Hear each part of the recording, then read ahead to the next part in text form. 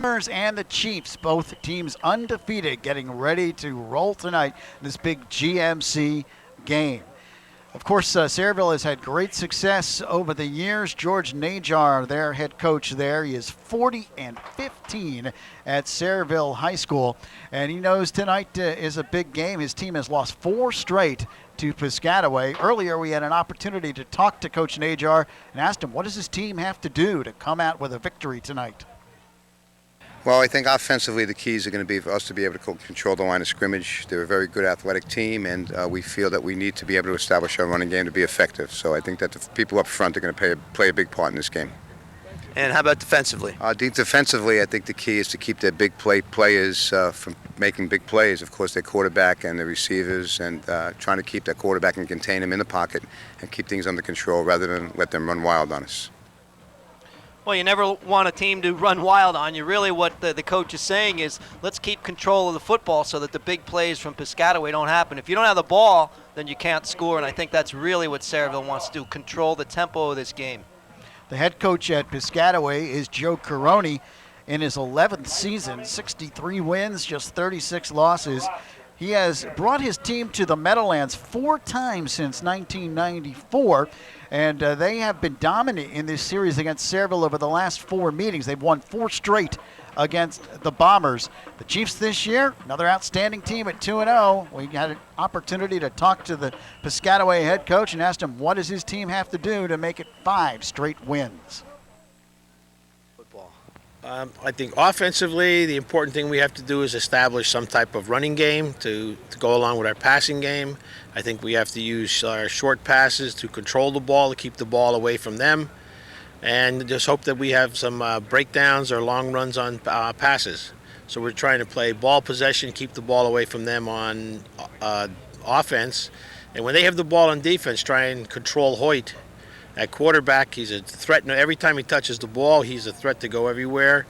They have several backs that can score from any place on the field. We have to be very careful with the special teams. They've already scored, I think, 2 touchdowns on special teams already. That's going to be another key part of the game. We got to not make mistakes on special teams, establish a ground game, play pass control, and most importantly, try and stop them on defense. Well, you can tell from the coach that he wants to do a little bit of everything. It's real simple. What are the keys? Play good defense, run good offense, make no mistakes, have special teams play to perfection, and score 1 more point than the opposition. So, it's a real simple formula. It sounds easy, but I'm sure it'll be a little more difficult than that considering the opposition tonight. It should be an outstanding game. Always is when these 2 teams play, Piscataway versus Sayreville. When we come back, we will have the coin toss and, of course, the opening kickoff of tonight's big GMC game. You're watching Central Jersey High School football on Cablevision Sports.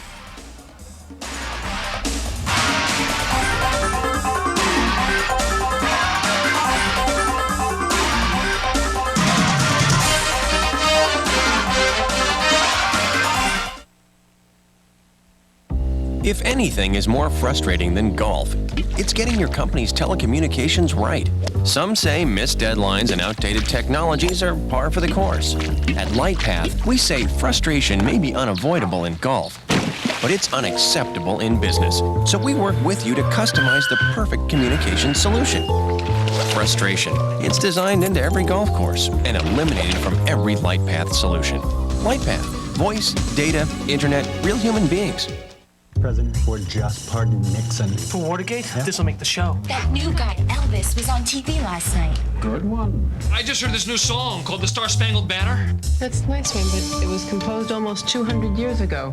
Dun, da, da, da, da, da. This is gonna be a really big hit, don't you think?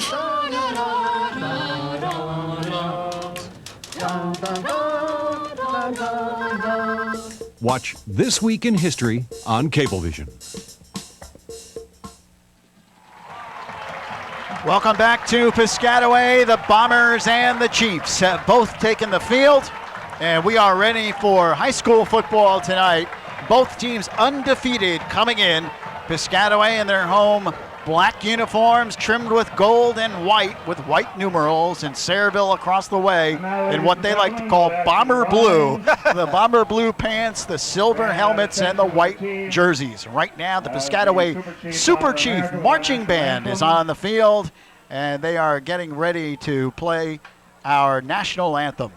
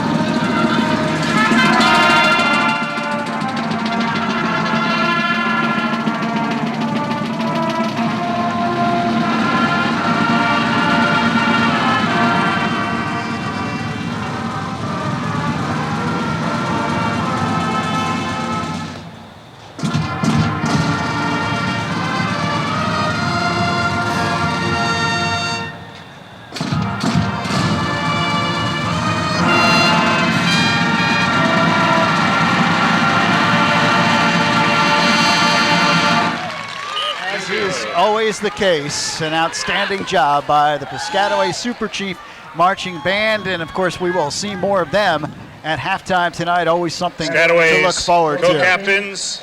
The captains are getting ready to go out towards midfield. Number 12, Larry Piscataway coming in at 2-0, Sayreville 3-0 on the year. It is a cold, I don't want to say cold, it's a cool, crisp night for high school football, Bob Lampinen, but this is football weather. Well, temperature-wise, it's cool, but the atmosphere is super heated here. You can just feel it in the air. These two teams are ready to go at each other. A tremendous tradition for both clubs. The captains will walk out, talk to the officials. Everybody will be real friendly out there, Lou, but probably the last friendly words that they will say to each other until the football game is over. Big crowd on hand, as expected on the Piscataway side. I'm looking up and down the bleachers. They're pretty much filled. And on the Sayreville side, a very good crowd traveling for the Bombers as well. As soon as they get down Route 287, they'll all be here. Let's go out to midfield for the coin toss. Co-captains of Piscataway.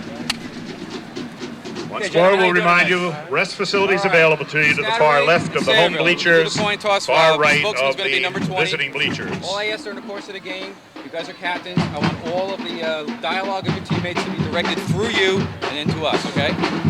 Number 20, here's tails and heads. I'm going to flip it. I'm going to catch it. I'm not going to turn it over. Call it before I flip it. What is your call? Okay, calls the tails.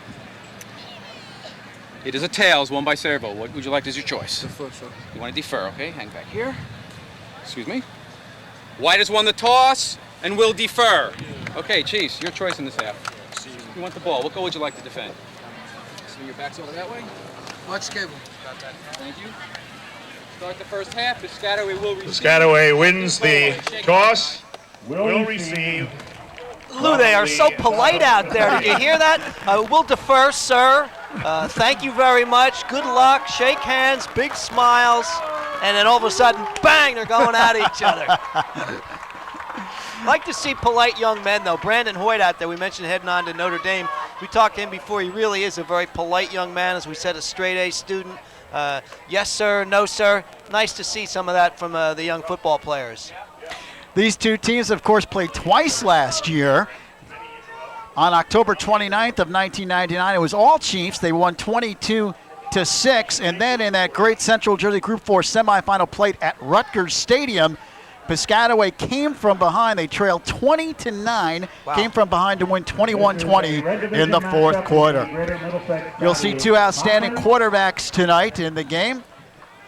The quarterback matchup will feature two seniors.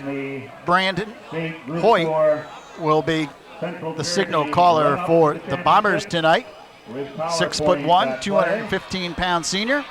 And Mike Purnell will be the quarterback for the Chiefs. Last year, over 1,100 yards passing and 9 touchdown passes so far this year, off to a good start as well. He's tossed 3 touchdown passes in the first 2 games. Well, no substitute for experience at that quarterback position, and both clubs have experienced signal callers who really know how to lead their team. And as we said before, both teams come out with a lot of confidence. They know this is a big game, but they expect to win the football game, and they're both looking forward to it. This is something that they point to each year, and of course Piscataway wants to continue their win streak, and Sayreville wants to make up for that loss last year in the state tournament. Sayreville will kick it off left to right on your screen. Jimmy Miller tees the football up at the 40-yard line. Back deep for the Chiefs, the speedster Larry Lester. He stands back at the 5-yard line. Temperature in the upper 40s. It's a chilly, crisp night, and this game is underway. Miller's kick is a short kick, which is taken by Kenneth Saunders, number 21. He breaks to the outside, nailed. A great tackle by Dejan Spruill of Sayreville downfield. Here's the Piscataway offense. Up front they go with Scott Barry at center. Brian Butler and Corey Metro-Cossitz are the guards. Deshaun Murray, 6'2", 280, the left tackle. Danny Hill, 6'2", 275, the right. Kelly Ambrose, an outstanding tight end. Naneo Asamoah is the split end. Brian Bishop and Kenny Saunders in the backfield. Larry Lester, the flanker. Mike Purnell is the quarterback. Senior, 6', 155. They get it out to Lester, and he makes the catch and picks up good yardage. The Sayreville defense, Bombers outstanding this year. Bobby Berardi and Jason Romiak at the defensive ends. Big Ryan Chardzewski, 6'3", 250, defensive tackle. And James Mannion, the other defensive tackle, 5'11", 250. The linebackers, Ben Isabella, Brandon Hoyt, and Mike Worthington. Kenny Smith and Junior Jabby at the corners. Jimmy Miller, Darren Sinclair are the safeties. It is 2nd down and 3 for the Chiefs.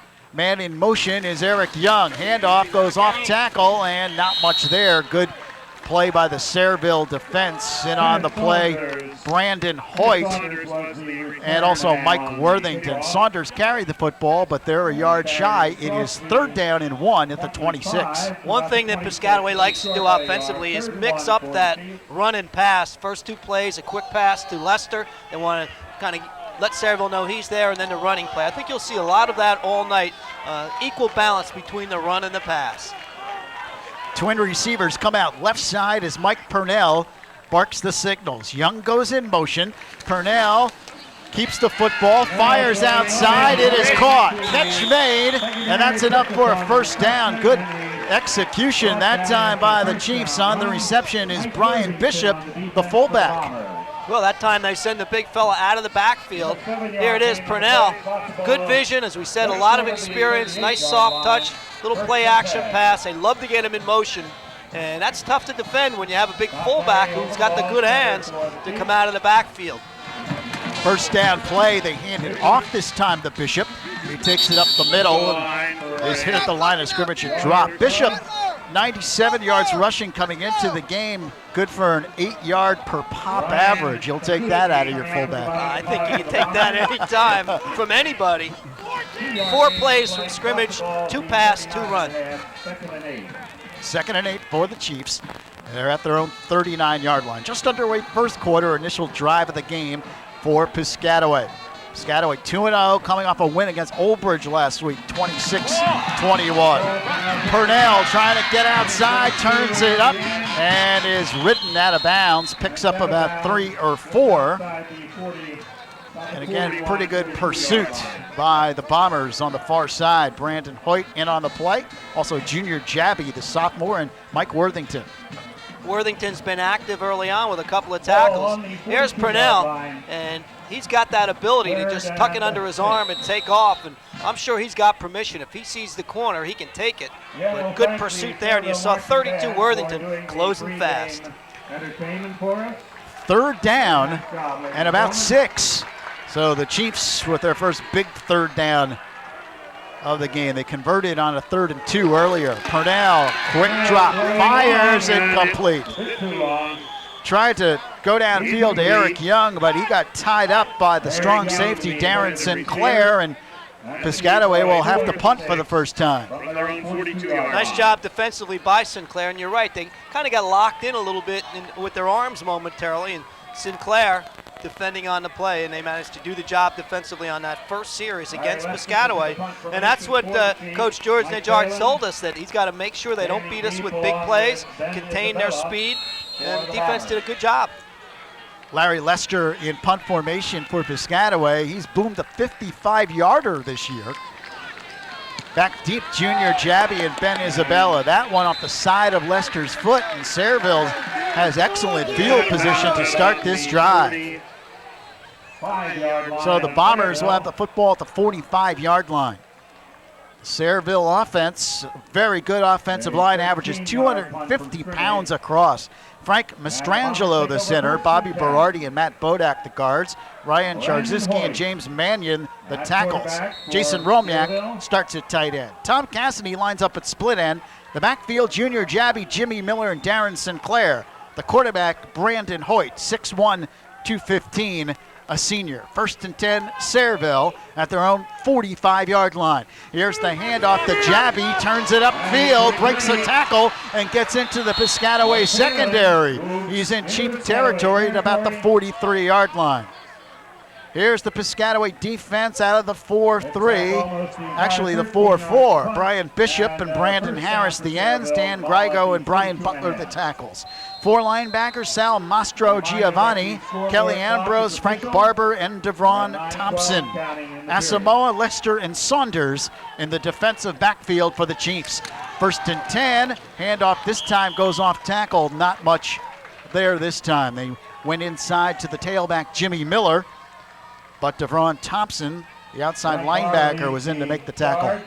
Well, good job by the defensive line that time and the linebackers of Piscataway.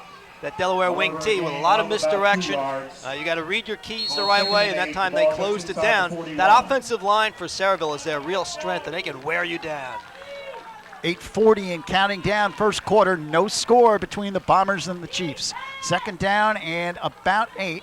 Football at the 40-yard line. The give goes up the middle, breaking tackles, getting it to the secondary now, and spinning for another first down is Darren Sinclair.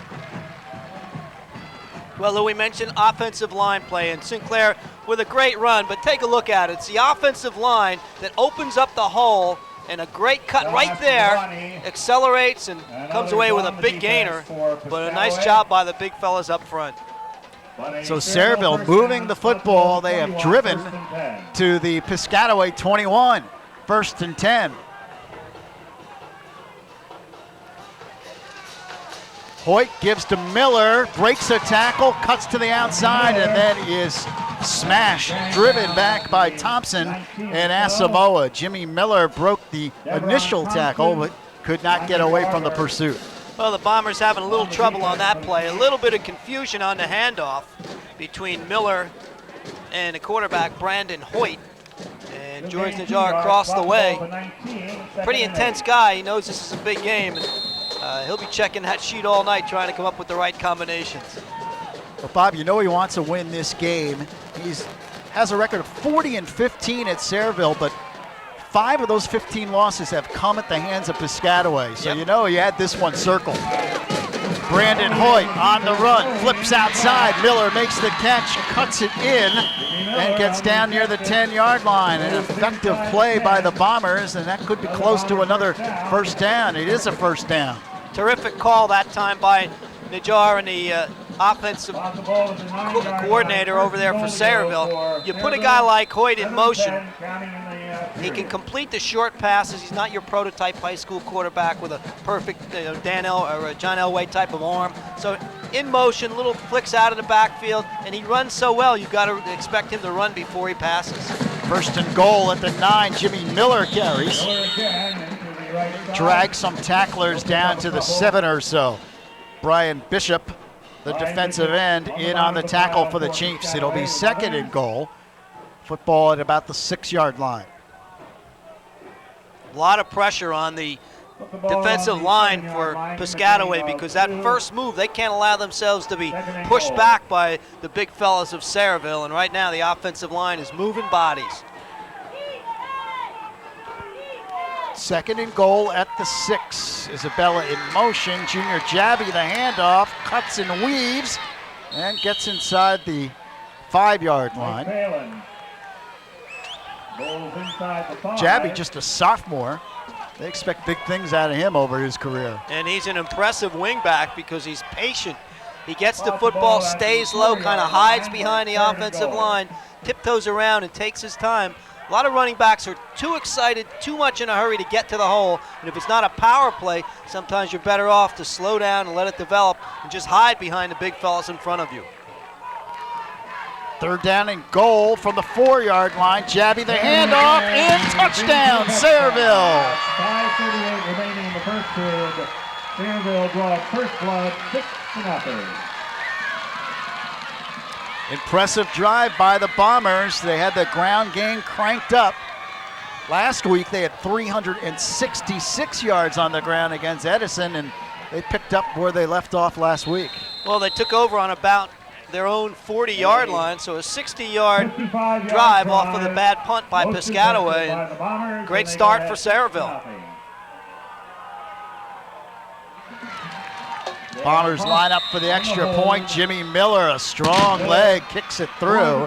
And with 5:38 remaining first quarter, Sayreville draws first blood. The Bombers lead it by the score of 7-0. Here's your touchdown.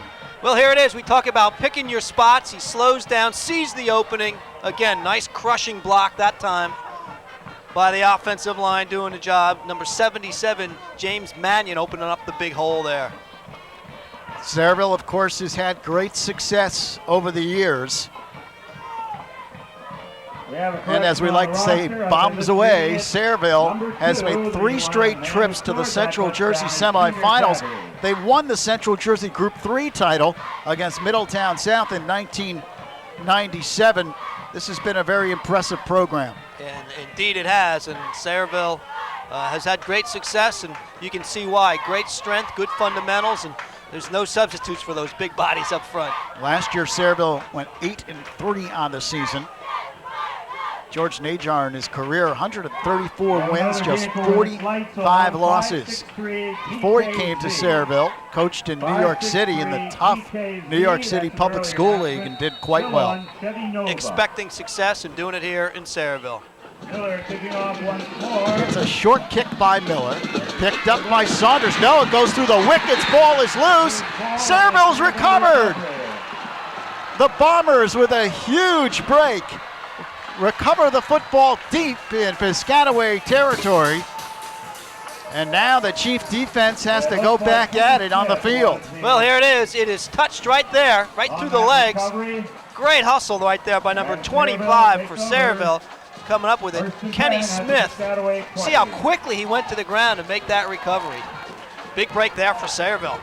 Piscataway defense now up against it. Sayreville with a chance to take advantage. They hand it off up the middle, breaking tackles.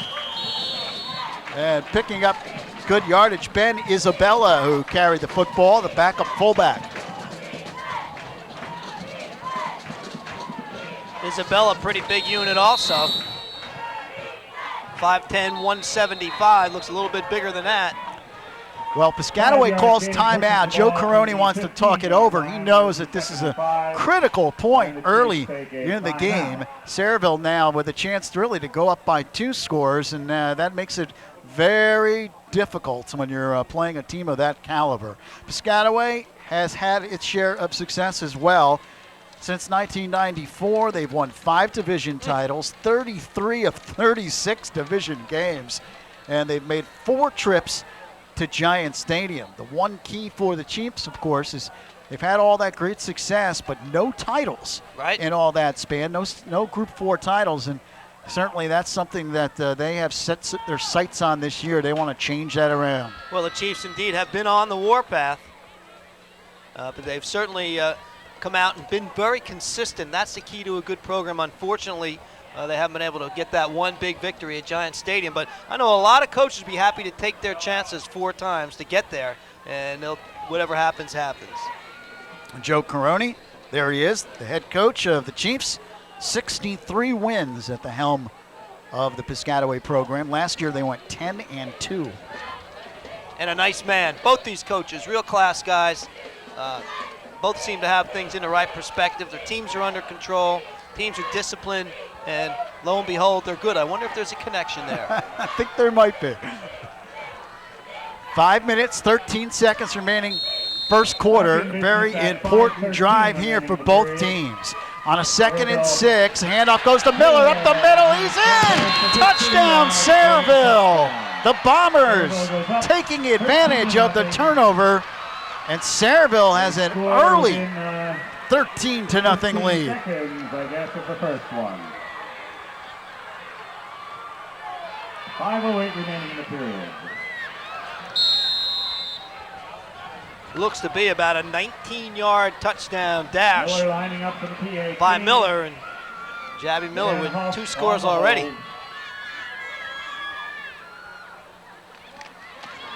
Kick is up by Miller. It is good. 5:08 remaining. 5:08 remaining. First quarter. Sayreville 14, Piscataway nothing, and who would have thought that? Woo. But that turnover was critical. I think you can tell which bleachers we were just looking at. Here's a replay. Miller just accelerates through, good blocking up front. He's untouched all the way into the end zone. High stepping it in for 6 more. So great run by Miller. Another look out here, gets a big block there. Reads the block well, cuts to the inside, and finishes it off with a flourish. Well, now this Piscataway offense has its work cut out for him. This is an offensive team that can certainly put points up on the board, but now you're down by 2 scores, and against this defense, that's tough. Well, that's why it's so important to keep your composure. Piscataway definitely can score in bunches, can score quickly. Last week on our game, we had Central Regional and Lakewood. Central Regional almost just like this, broke out to a quick 2-touchdown lead. Lakewood came back to win it at the end. So you got to keep on playing. You can't get discouraged. Mastro Giovanni has the football and takes it up the gut. He gets up near the 30-yard line. So Piscataway will put it in play there. The Chiefs moved the ball somewhat against Sayreville, their first offensive series. They later stalled and had to kick it away. Yeah, on that first series, they did pick up a first down. Equal combination of run and pass. They showed nothing long in that first series, and let's see if they get the ball into the hands of Lester. 1st and 10, Piscataway. Mike Purnell comes up, looking to throw. Now he's going to keep the football, breaks a tackle, and then slides down. Excellent pursuit, and you can figure out who it was. Number 20, Brandon Hoyt. Man, is he quick? Who else? There he is, Brandon Hoyt, the linebacker, heading on to Notre Dame next year, but terrific defense that time by Darren Sinclair. And they were looking for Asamoah deep, and Purnell had to eat the football because of good coverage. Last year, Hoyt was a one-man wrecking crew against Sayreville, against Piscataway. He had 14 tackles, 2 sacks, and 1 forced fumble. That's a career. Purnell looks to throw, has plenty of time, now sprints out, and is brought down. Brought down by Hoyt. Brandon Hoyt again on the defensive play.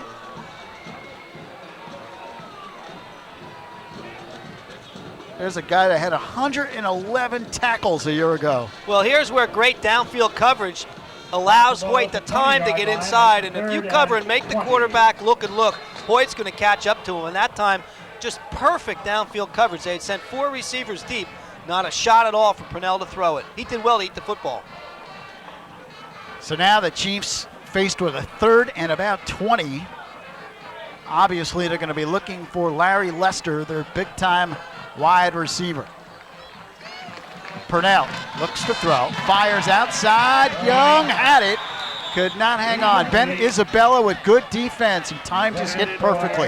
Isabella put a hitting on him. Ball was delivered nicely. Nice pass by Purnell, timing pattern, delivered it right there, and just perfect play on the defense. So a 4th down and 20 coming up for the Chiefs. They're going to have to kick the football away. Sayreville figures again to get great field position here. Yep. And that's how it started on the first touchdown. A poor punt gave Sayreville the football at the 40-yard line, and they punched it in. Punt formation for Piscataway. Lester not in the game right now. I wonder if he's banged up. He's the usual punter for the Chiefs. Ball bounces across the 45, dead at the 47. And so Sayreville has great field position in Piscataway territory. You know, Bob, I didn't see Lester out on that last offensive play. No, he wasn't. And he wasn't there on the punt. He is, I do see him now. He's on the sideline trying to run off what appears to be some kind of leg injury. All right, Larry Lester wears number 2, right at the right-hand end of the Piscataway bench, and if he's shaken up, that's certainly going to hurt that club. George Najar looks on. He couldn't have asked for a better start for his club. Handoff goes right up the middle, very short yardage. I'm sure every time Najar looks out and doesn't see number 2 out there, he breathes a sigh of relief. Miller again on the... Jimmy Miller carried the football. Dan Grego, the defensive tackle, in on the play for the Chiefs. Second and 7. Piscataway defense needs to come up big. They've got to keep their ball club in the game. Miller breaks the tackle and then is knocked down. Brian Bishop got just enough penetration to get his big paw on Miller and knocked him down. Jimmy Miller. There's a look at Larry Lester. You talk about him offensively, but defensively, he has a school record 15 career interceptions. They need him back in that secondary. He's coming along, shaking up a little bit. And watch when he goes out, he'll play a little possum and limp out on the field and act like he's really hurting, and bang, take off on a long pass pattern. 3rd down and about 5. Handoff, Sinclair hit, spinning, and looks like he is short of 1st down yardage. So it appears the Chiefs defense has come up big on this series. Let's see what George Najar does now on a 4th down and about 3 at the 40. Well, he's got the 2-touchdown lead. Here it is. Good penetration, nice job by the Piscataway defense. Decision time here, but they've been moving the football pretty well. They're going to go for it here. I think a good call in high school. Sayreville goes for it on 4th and 3 at the Piscataway 40. Jabby goes in motion. Handoff goes to Miller. He's hit and he is dropped. I don't think he got there. He pushed the pile, but Piscataway got enough penetration to slow down the play. Frank Barber, the inside linebacker, was on the bottom of the pile. Barber closed quickly, and the defense of Piscataway does the job as they shut down the Bombers, and that's a big play right there. Now Piscataway with pretty good field position. So the Chiefs come out on offense, and they'll have a 1st and 10 at their own 38-yard line. Larry Lester is back in the Piscataway lineup, which is certainly good news for the Chiefs. Well, he's limping out on the right side. We'll see if they go to him. You know those wideouts, they're pretty tricky. Handoff, off tackle. Bishop carries the football and runs into a pile of white and blue. Brandon Hoyt on the bottom of that pile as usual for the Bombers. So big that 1st down play when your defense can stop the opposition. That time the defense of Sayreville holding him to a short yardage gain puts a lot of pressure on the offense, and you start checking your charts and comparing notes if you're on the sideline when you got 2nd and long. 2nd and 9 at the 38-yard line. Under a minute left now, 1st quarter. Sayreville with a 14-0 lead.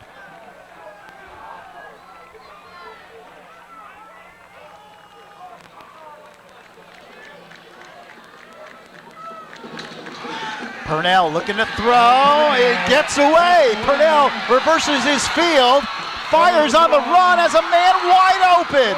And the catch made downfield by Eric Young for a 1st down at the 36. What a play by Purnell. All made by number 12, Mike Purnell, showing the scrambling ability, got away from Kenny Smith, rolled out Threw a wobbler. He had to wait for it, did Young, but came up with a big catch. The tackle made by Jimmy Miller, but a bit too late. Big first down there. About a 22-yard gain on that pass play, I believe. Pickup of 22, first and 10 for the Chiefs at the Sayreville 35. Purnell on the run, flips it outside Lester, and he's crushed. Makes the catch, and then Ben Isabella was right there waiting for him. Well, Lester's still limping. Came across from his wide-out position. That is the end of the first quarter. A little bit of a surprise, the score after one. Sayreville 14, Piscataway nothing. You're watching Central Jersey High School football on Cablevision Sports.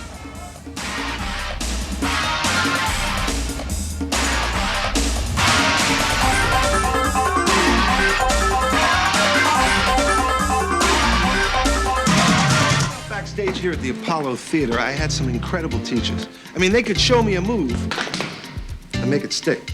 Today, when teachers look for creative ways to reach a kid, they turn to cable in the classroom. With donated cable technology, teachers connect kids to a world of commercial-free educational programs. With free study guides and internet support, cable helps teachers make it stick. Nice moves, Cable in the Classroom. Cable in the Classroom is the public service of Cablevision. Disney Channel original movies. Where is the stampede, sir? Right behind me! Up, up, and away! I'm in bowling club? Surf's up! I want to race soapboxers. Disney Channel original movies. A new movie every month. We get ready for quarter number 2. Luke Rogno and Bob Lampinen at Piscataway High School, where the Chiefs trail Sayreville 14-0. Mike Purnell looking to throw, fires for Young. It is incomplete, and a flag flies. That'll be interference on the Bombers. Junior Javi defending on the play. That was an easy one, a lot of contact. That ball was lofted up, well thrown pass. And Javi couldn't do much more than try to get away with a little grab and a bump, and officials right on it for the big interference call. It's a 15-yard penalty in high school football, so they march it off. And the football will be down at about the 17-yard line. Piscataway's deepest penetration of the game. Mike Purnell airing that ball out. He can throw the football. This year, 353 yards passing, 3 touchdowns. He's completed 41% of his passes. Last week, he was 11 of 23, 173 yards, 3 touchdowns against Old Bridge. Well, you get any high school quarterback anywhere near 50% completion rate, they're doing a job. Purnell's got a good arm, good judgment, a lot of experience. Play action, Purnell looking. Now he wants to keep it, and he just tiptoes out of bounds. He had no play and ran out of bounds. He lost about 5 yards on the play. He had Bobby Berardi and Ryan Charzewski hemming him in with the sideline there. And there's no way even that young man's scrambling ability was going to get him out of that trap. So a second down now and about 14, call it. They mark it out at the 21. Just underway second quarter. Trip receivers go left side, and Lester not in there for the Chiefs. They throw it to the tight end, Kelly Ambrose, who is just really rocked. Good open field tackle by Kenny Smith, the left corner. Kenny Smith, the corner, didn't bite at all with trips to the left and a quick look left, and they threw back away from all that traffic. Here it is. And the cornerback comes up, bang, right in the numbers. And down there, that's a big-time play right there by Smith. A great read, good patience. Third down, 15 for the Chiefs. Purnell throws for the corner, incomplete. Had his receiver out there, Eric Young, who made a valiant effort. Young, just a sophomore, had to go way up, could not come down with the ball. But what a great throw by Purnell. Take a look here. Purnell got to throw it over the top. Look at the effort, but that pass is right there. No one can intercept. Just a hair too long, and I think if Young had that one do over again, he'd come up with the catch. Another look. Just a...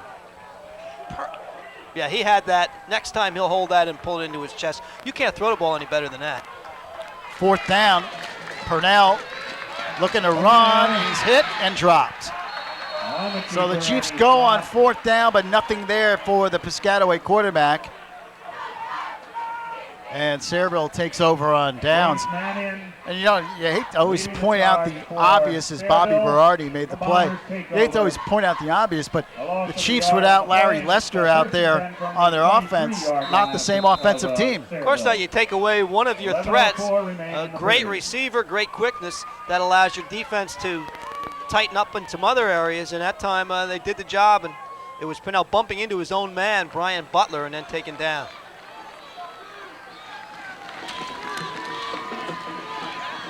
Not much there that time for the Bombers. Junior Jabby carried the football, but he loses a couple of yards. Chiefs, good penetration on the defensive line. No room at the end that time for Jabby, and that time the offensive line unable to move the defense, and the defense held their ground. And I don't care how good a running back you are, if your offensive line doesn't move the guys in front of them, they're going to stick you. Sponsored by the Piscataway Super Chief Band Parents Association. 2nd down, about 12. Give goes outside, trying to turn the corner, and not much there. What a collision. Asamoah came over and hit Spruill, who carried the football. What a collision. Shoulder pad to shoulder pad on the far sideline. Loss of the yard, and it's 3rd and 13. Dejon Spruill was in motion, but quick handoff, but the defense reading it perfectly by Piscataway. The game has settled down a bit, and it looks like both defenses starting to take over a bit here. 3rd down, about 13 for the Bombers.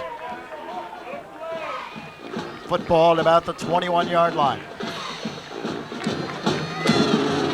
Handoff goes up the middle, and the ball is loose. Let's see who has recovered the ball. Piscataway. The Chiefs recover the fumble, so the first turnover of the game for the Bombers. Let's see if Piscataway can take advantage.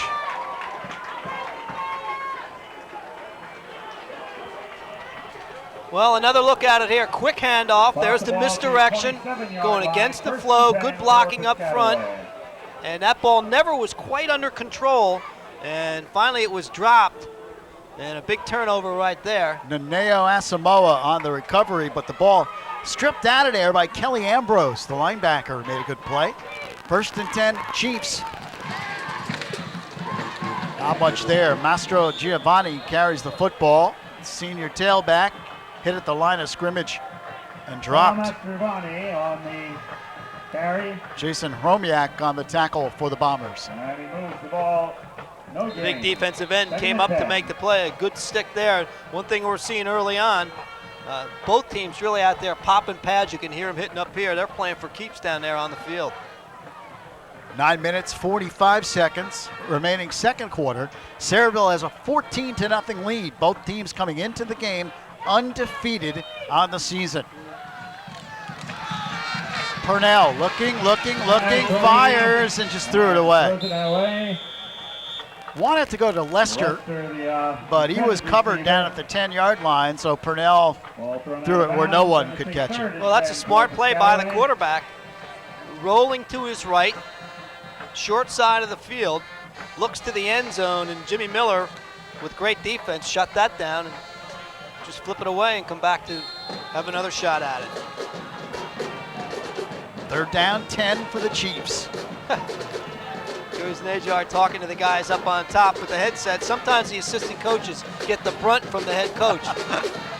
Football at the 37, penalty flag on the play. Purnell fires, catch made by Young. He spun around, breaks a tackle, and gets inside the 15-yard line. But again, there's a flag on the play in the Piscataway backfield, so this is probably coming back. It is a legal shift against the Chiefs. Piscataway will negate that Well, here's the replay. Pass is delivered. Ball back outside the 30. And they got Young. Obviously not one of those old tearaway jerseys that they wear in the big-time colleges, because you'd be stuck with a handful of silk.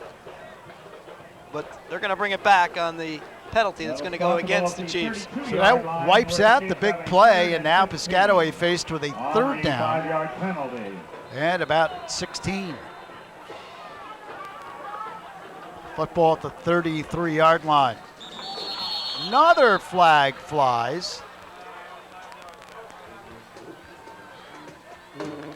And this one, again, is against Piscataway. It's illegal procedure, so the Chiefs self-destructing on this drive. Yep, marching it back once again. You know Joe Caroni not happy with this sequence. Yeah, he's pretty active on the sideline tonight. Good look at that intensity on his face. George Najar across the way. Both of them pacing. This is fun. For us up here, maybe not so much fun if you're down there with one of those headsets on. I like ours better. Third down and about 21. Throw over the middle, caught. Asamoah makes the catch. He is short, though, I believe, of the first down. Naneo Asamoah, senior split end. Gutsy call as they run a little slant to Asamoah, cutting in front of the linebacker. Can be a dangerous pass. Good timing. Here it is.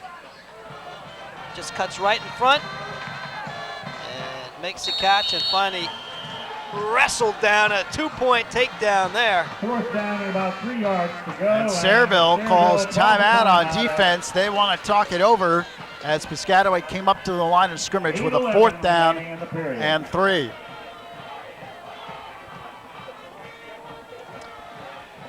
Tonight's Sayreville-Piscataway game is produced by authority of Cablevision Sports and is intended solely for the private non-commercial use of our audience.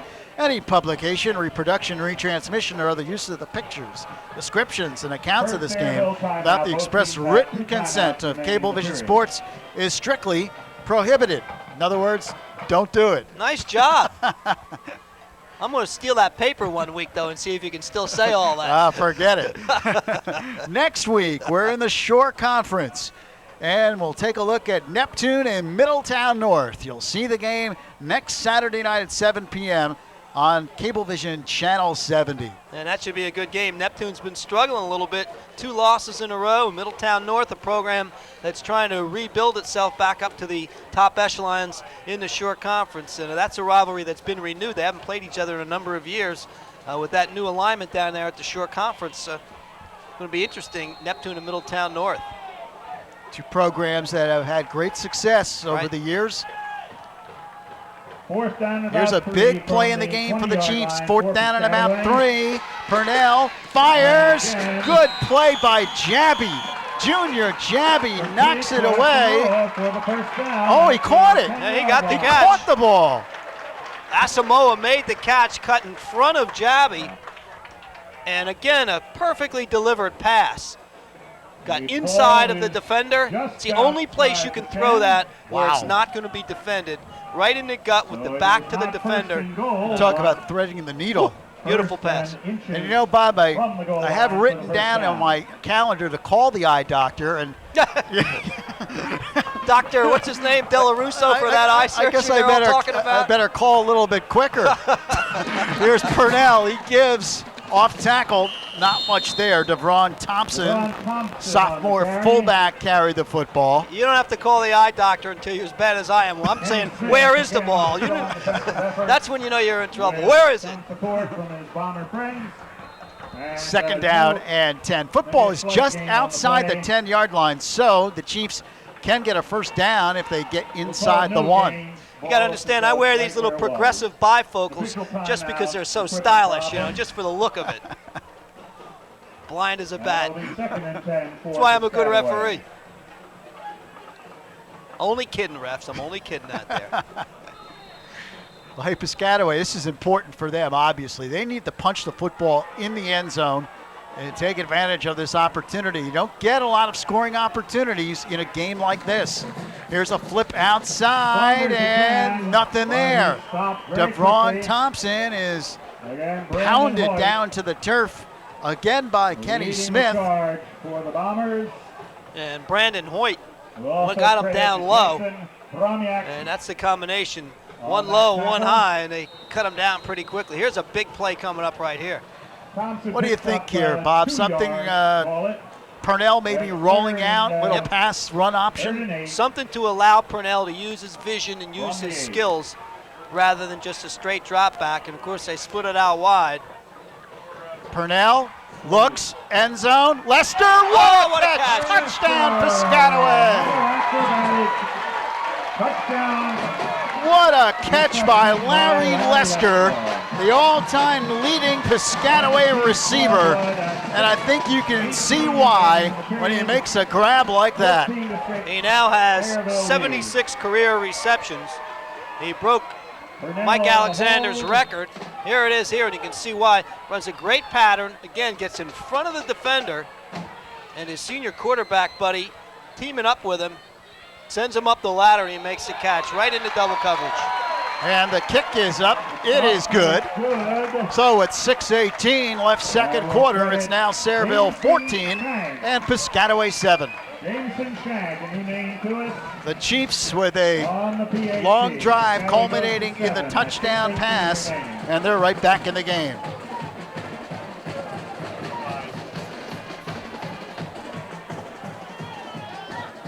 Well, they hung in there. A couple of good defensive shots by Sayreville and by Piscataway, that is, to get the football back. They took advantage of the turnover, and now it's Sayreville checking out the sheet, saying what's going wrong out there. For Lester's 5th touchdown of the year, came into the game with 12 receptions. He has 2 more tonight and 196 yards coming into the contest. You know, we talked about Brandon Hoyt, Larry Lester, a guy being recruited by Syracuse, Boston College, Virginia Tech, Michigan, Pitt, Wisconsin, West Virginia, Maryland, Iowa, Minnesota, and Rutgers. To name a few. Just to name a few. And that's one thing about football in New Jersey, a small state, but I'll tell you, the colleges love the way they play ball. North Jersey, South Jersey, Central Jersey, they come out and the high school kids do the job, and we're seeing some big-time athletes here this season. It's a short kick, bounces at about the 20-yard line, picked up there. Up the middle, Junior Jabby still on his feet. Jabby wrestled to the ground across the 45-yard line. A big run back, and Sayreville again has great field position. Great job by Jabby. Terrific balance, kept the legs moving, and there's no substitution for Hart. And there it is. He just does this with a big heart and a lot of desire. And he sees a little seam there, nice cut, slides off 1 or 2, just keeps on going, and falls forward and gets it up near the 45. Piscataway fans calling for some defense. Hoyt pitches out, Jabby hit and dropped. Hoyt waited till the last second to pitch that one out. Jabby probably saying, thanks a lot, man. Well, great job by Hoyt to hold to make the decision, and terrific job on the corners by Piscataway to hold the position to prevent that one from getting to the outside. So nice job by Kenny Saunders. Pickup of about 3, let's call it 2 on the play. 2nd down and 8 at the 48. Penalty flag flies. Junior Jabby carries the football, banged down at about the 50-yard line. Again, there's a flag on the play. Legal shift against the Bombers, and that'll back them up 5. It appears, though, that Piscataway certainly has stiffened up against the run since that early portion of the game. Maybe the Chiefs' defense making some adjustments. No question about it. The linebackers are doing a better job of filling the holes. And looks to me like they've just moved up a yard or 2 closer to give a little more support to the defensive line. Of course, that opens things up behind. They know that Sayreville's not the kind of club that likes to throw deep. They'll throw a little play action at you and some little short things, little slants, but they don't really think that Hoyt's the prototype quarterback to throw long. So they're taking a little bit of a chance coming up with their corners and their linebackers, but so far it's paying off. Second down, about 13 for the Bombers. Football at about the 43. They are tight in the linebacker crew there, tight to the line of scrimmage. Sinclair in motion. Hoyt, play action. Now he's going to roll out left side, keeps the football. Brandon Hoyt turns the corner, puts his head down, and he picks up the Sayreville first down. I'll tell you, Brandon Hoyt comes in. You got to remember, that's a linebacker putting his head down, coming at you. He's just such a great athlete, and Brandon Hoyt in high school in the quarterback position. You're absolutely right. How many quarterbacks have the size and strength? He's a good, solid runner. He could be a fullback without a doubt in high school. Now drop that shoulder, and you little cornerbacks and free safeties, you want to tackle me, buddy, you're going to have some bruises the next day. First and 10, Sayreville at the Piscataway 42. Jabby cuts it in. Junior Jabby still on his feet across the 35-yard line down to the 34, excuse me. But I like this kid, Junior Jabby. Very quick, decisive on his cuts. Watch the little short steps that enables him to be quick and readjust. Whoop, there's that cut right on a dime. Shoulders are juking. And finally taken down, but he's been impressive. But it is a pickup of 7. Second down, 3 for Sayreville at the Piscataway 34. Movement on the defensive line of the Chiefs, and that should give Sayreville a first down. Changed up their count a little bit, went with a long count. Smart play by Sayreville. So often you get used to a certain cadence, you try to time your rush, stretch it out a little bit, and all of a sudden you pick up 5. And Piscataway takes its second time. So the Bombers move the sticks, and Piscataway calls a timeout. Chiefs will talk it over on defense with 4:06 remaining second quarter. The score 14-7, Sayreville. Well, coming your way, Mondays at 7 p.m. on Cablevision Sports, Channel 70, a brand new sports show called Sports Scene. Heads your way October 16th, and we will have highlights from Central Jersey high school sports, all the scores. We'll have some features as well. A half hour on Mondays at 7, debuts October 16th. Sports Scene right here on Cablevision Sports, and we invite you to tune in. We think you'll enjoy it, get you caught up to date on everything and what's going on in the Central Jersey sports scene, not just high school football, but all the sports. Pretty ambitious programming there, and I know that you'll be out working hard to put that together. I'm looking forward to that sports scene, and that's what's so great about high school sports and local sports, that networks like Cablevision that can bring you the local scene. You pick up the pros every time you turn around. It's nice to see what's going on at some of the lower levels also. First and 10, Sayreville, and flags fly. This one looks to be against the Bombers. Call will go against the Bombers. Illegal procedure to call. 5 yards. That'll back them up 5. Ball out to the 34. George Najar delivering the play call to Brandon Hoyt. We're at 4:04 remaining in the period. Take a look at the Sayreville team led by the quarterback Hoyt. The thing I can't get over is before the game, we met some of these kids, Mike Purnell, Brandon Hoyt. The politeness, they're so polite and respectful. Well, they do it right in Sayreville and Piscataway. Hoyt in trouble. He's still on his feet, almost got away.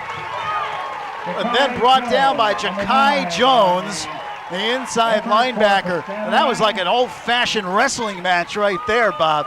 You saw Jones struggling to try to bring down Hoyt. He almost wiggled away. Well, Jones had a head start on Hoyt. Here it is. He came out of nowhere. Hoyt didn't quite see him coming. Grabs those pads, wrestles him, and just got him by the ankle and said, I'm not about to let go. Huge loss on the play. Second down, and About 25. Screen pass to Jabby, and he picks up good yardage. He's down near the 32-yard line. We saw Sayreville working on that little play quite a bit before the football game. Just a little flip with Hoyt in motion. Here it is. Just rolls to his right, just kind of flick of the wrist, and boom, that's a nice completion. Still have a long way to go for the first down. The Bombers picked up 13 on the play, but it is 3rd down and 12. What do you think? Go the other way now? Football at the 31-yard line. Man-to-man coverage out to the left. It's a reverse. They go inside Sinclair. He is short of the first down. They handed it off to Jabby. He then gave it to Sinclair. A little inside reverse. It'll bring up 4th down and about 2. Well, they almost picked it up, and that's a good call. You have a strong offensive line. You get a lot of misdirection. That time they went the inside. And here it is. Sometimes hard to find the football. Saw that little handoff, and then the handoff again. It was Darren Sinclair actually took it from Jones. 4th down, 2 at the 21. Sayreville will go. Less than 2 minutes left, first half. Handoff goes off tackle. Breaking tackles. Jabby still on his feet and wrestled down inside the 10-yard line. Kenny Saunders made the tackle, but not before Junior Jabby gives the Bombers a 1st and goal. Well, Jabby, a 5'10 sophomore, goes 165, but he's got some great strength, able to fight off tackles. He's kind of slippery out there, Lou. You notice that guy slide off of him. That's one of those things you can't teach. Just as he gets hit, he just kind of slides away, and always difficult to get a good piece of him, and that time they weren't about to let him go. So Sayreville knocking on the door again with 1:42 left in the first half. Bombers looking to give themselves a 2-touchdown lead going into the locker room. Well, you can see the timeout and across the way. Coach Najar talking to his troops there. Knows that this is big. He wants to punch this one in, but brilliant call on that 3rd down. They picked up most of the long yardage on that inside reverse. Everybody looking for the pass and went inside and picked up all except 2. And then, of course, Jones took care of the rest of it. Sayreville ranked number 9 in the state. They are most impressive. And Piscataway, we mentioned, also ranked within the top 15 in the state. The Chiefs last year went to the Central Jersey Group 4 final. Game was played up at Giant Stadium. They lost to Hunterdon Central 42-21. There's a look at us up in the press box here at Piscataway. It's not the press box, it's that luxury box that they have here. $100,000 for this seat, folks. 1:42 remaining. There's a look at the big crowd on hand. Great atmosphere. 1st and 10 from the Piscataway 6, check me, 1st and goal. 1st and goal from the 6-yard line for Sayreville. Jabby once more breaks a tackle. He's into the end zone. Touchdown, Sayreville. 1:37 remaining.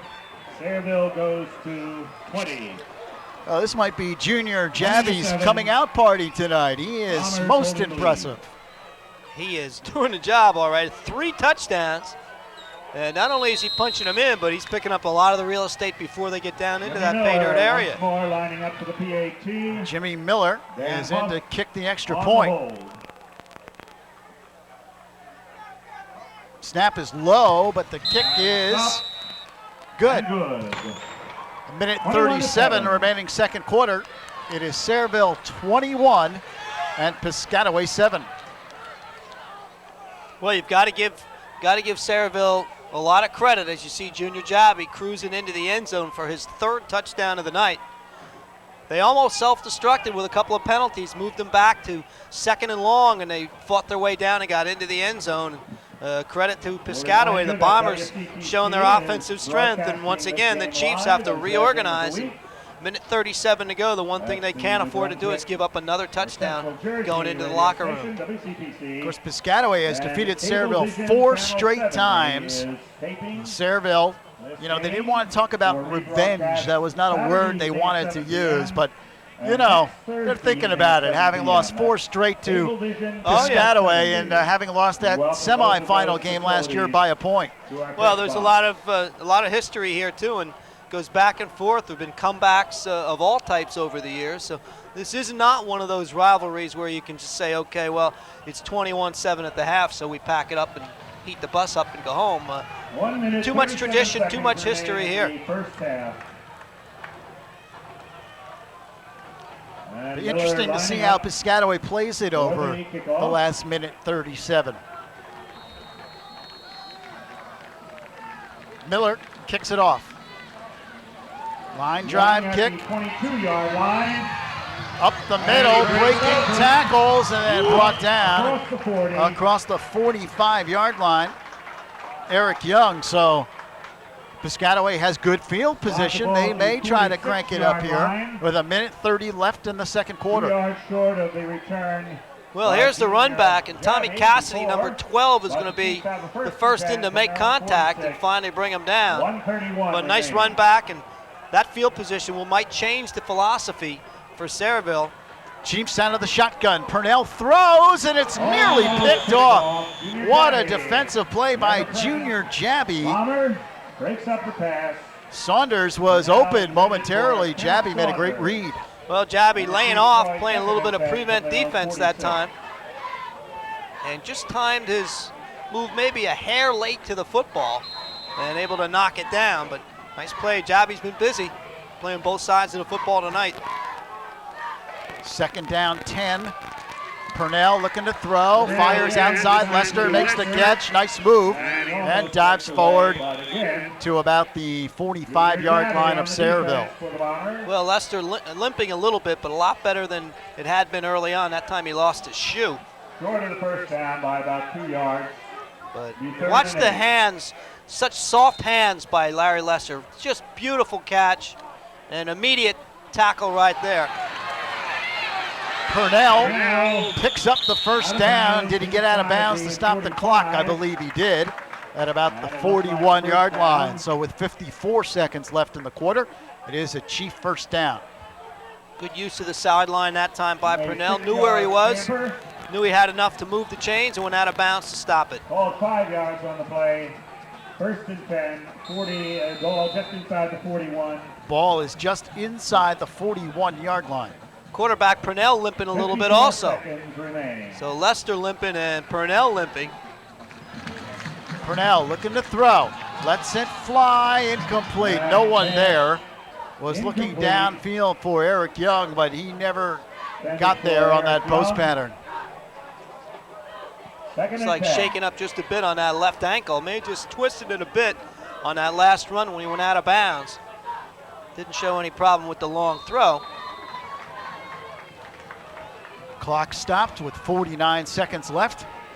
Second down 10 for the Chiefs. They're at the Bomber 40-yard line. Purnell, quick step, incomplete. Intended for Young, but incomplete. Intended for Young, but that time Young 46 seconds. ran the long pattern, and Purnell expected him to come back to the football. Yeah, and Sayreville playing a little bit loose in the back. They want to make sure nothing gets behind. So a bit of a prevent defense, and Piscataway trying to go underneath, incomplete. Extra defensive back in there. Third down 10 from the 40. Purnell flips outside. Lester makes the catch, breaks a tackle, but stepped out of bounds. At about the 36. At about the 36, he stops the clock, but it brings up a fourth down at about 6. Well, that's one of those plays where they're just trying to let Lester use his individual skills. Isolate him one-on-one to the outside. We'll get you the ball and see if you can beat the guy down the sideline.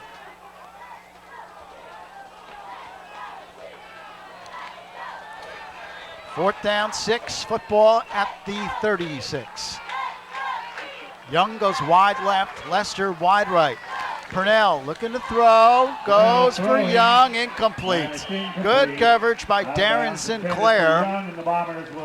So the Bombers will take over with 37 seconds left in the second quarter.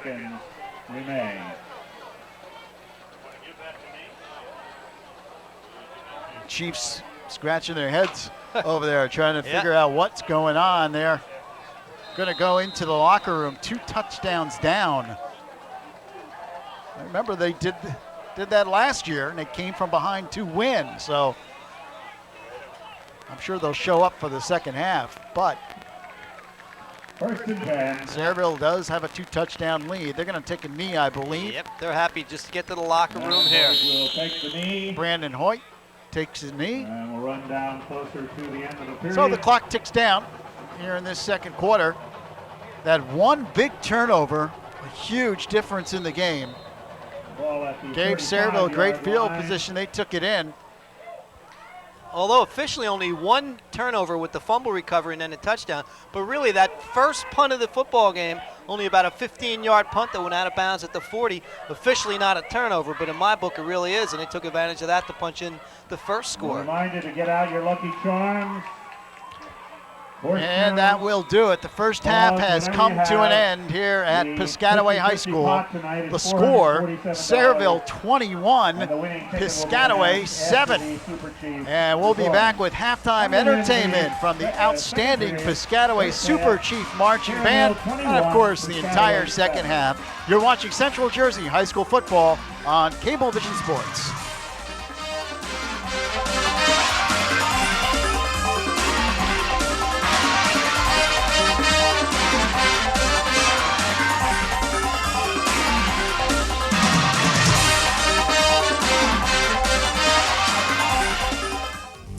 Go out for great entertainment. I don't wait for great movies. We do pay-per-view. It's easy.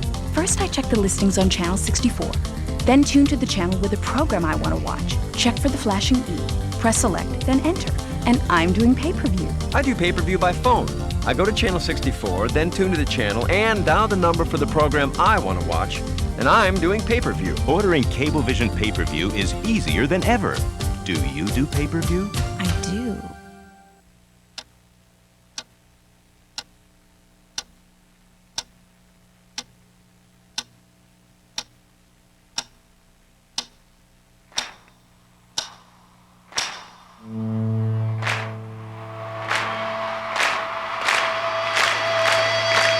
Lifetime's first annual Women Rock Concert, October 22nd at 8 p.m.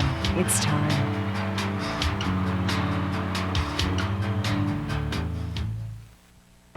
If anything is more frustrating than golf, it's getting your company's telecommunications right. Some say missed deadlines and outdated technologies are par for the course. At LightPath, we say frustration may be unavoidable in golf, but it's unacceptable in business. So we work with you to customize the perfect communication solution. Frustration. It's designed into every golf course and eliminated from every LightPath solution. LightPath. Voice, data, internet, real human beings. Welcome back to Piscataway High School for Central Jersey High School football here on Cablevision Sports. Our score at the half, Sayreville 21, Piscataway 7. On the field now at halftime is the outstanding Piscataway Super Chief Marching Band, and they are really a sight and a sound to behold. We're going to sit back, relax, and enjoy their halftime show.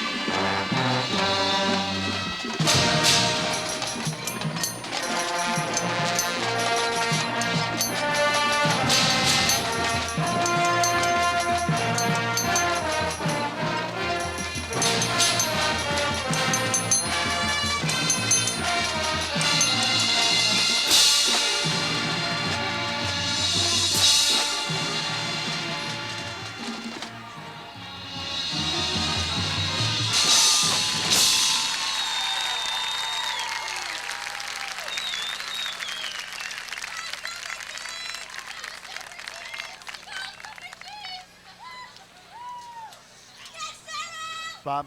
Oh, that's what it was all about. In the trenches, Sayreville a little stronger up front in that first half than Piscataway was, and they took advantage of a couple of turnovers and mistakes, and they've got this lead at the half. But basically, in my opinion, just a battle of strength up front. Sayreville winning it in the first half.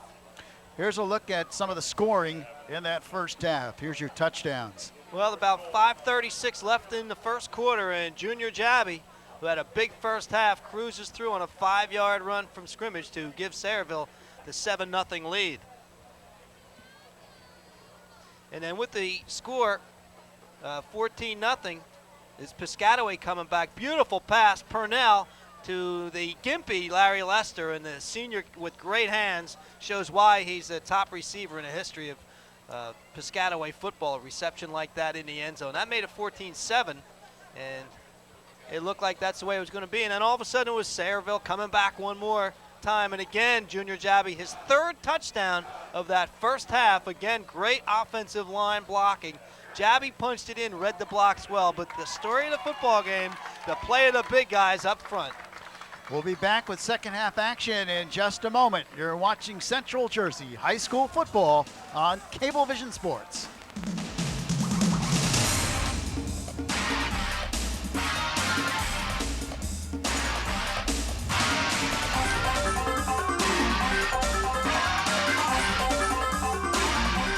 Get to know your neighbors on Movie Pay-Per-View. He's been to prison. He's paid his debt to society. Take one cool wise guy. I'm one of your biggest fans. Sexy.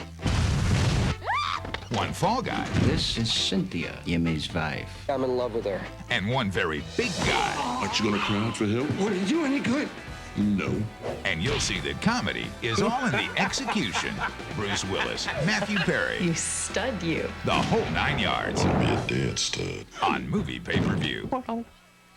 Growing up backstage here at the Apollo Theater, I had some incredible teachers. I mean, they could show me a move and make it stick.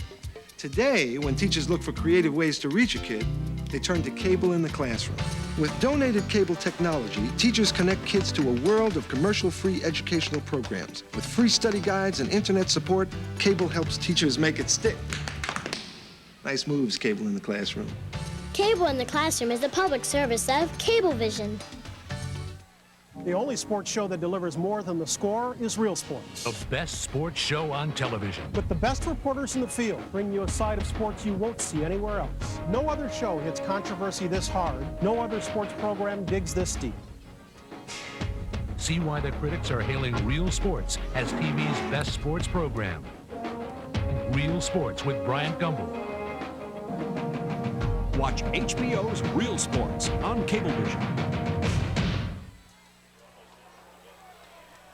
We get ready for the second half. Sayreville with a 2-touchdown lead over Piscataway as we get ready to rock and roll here in the third quarter.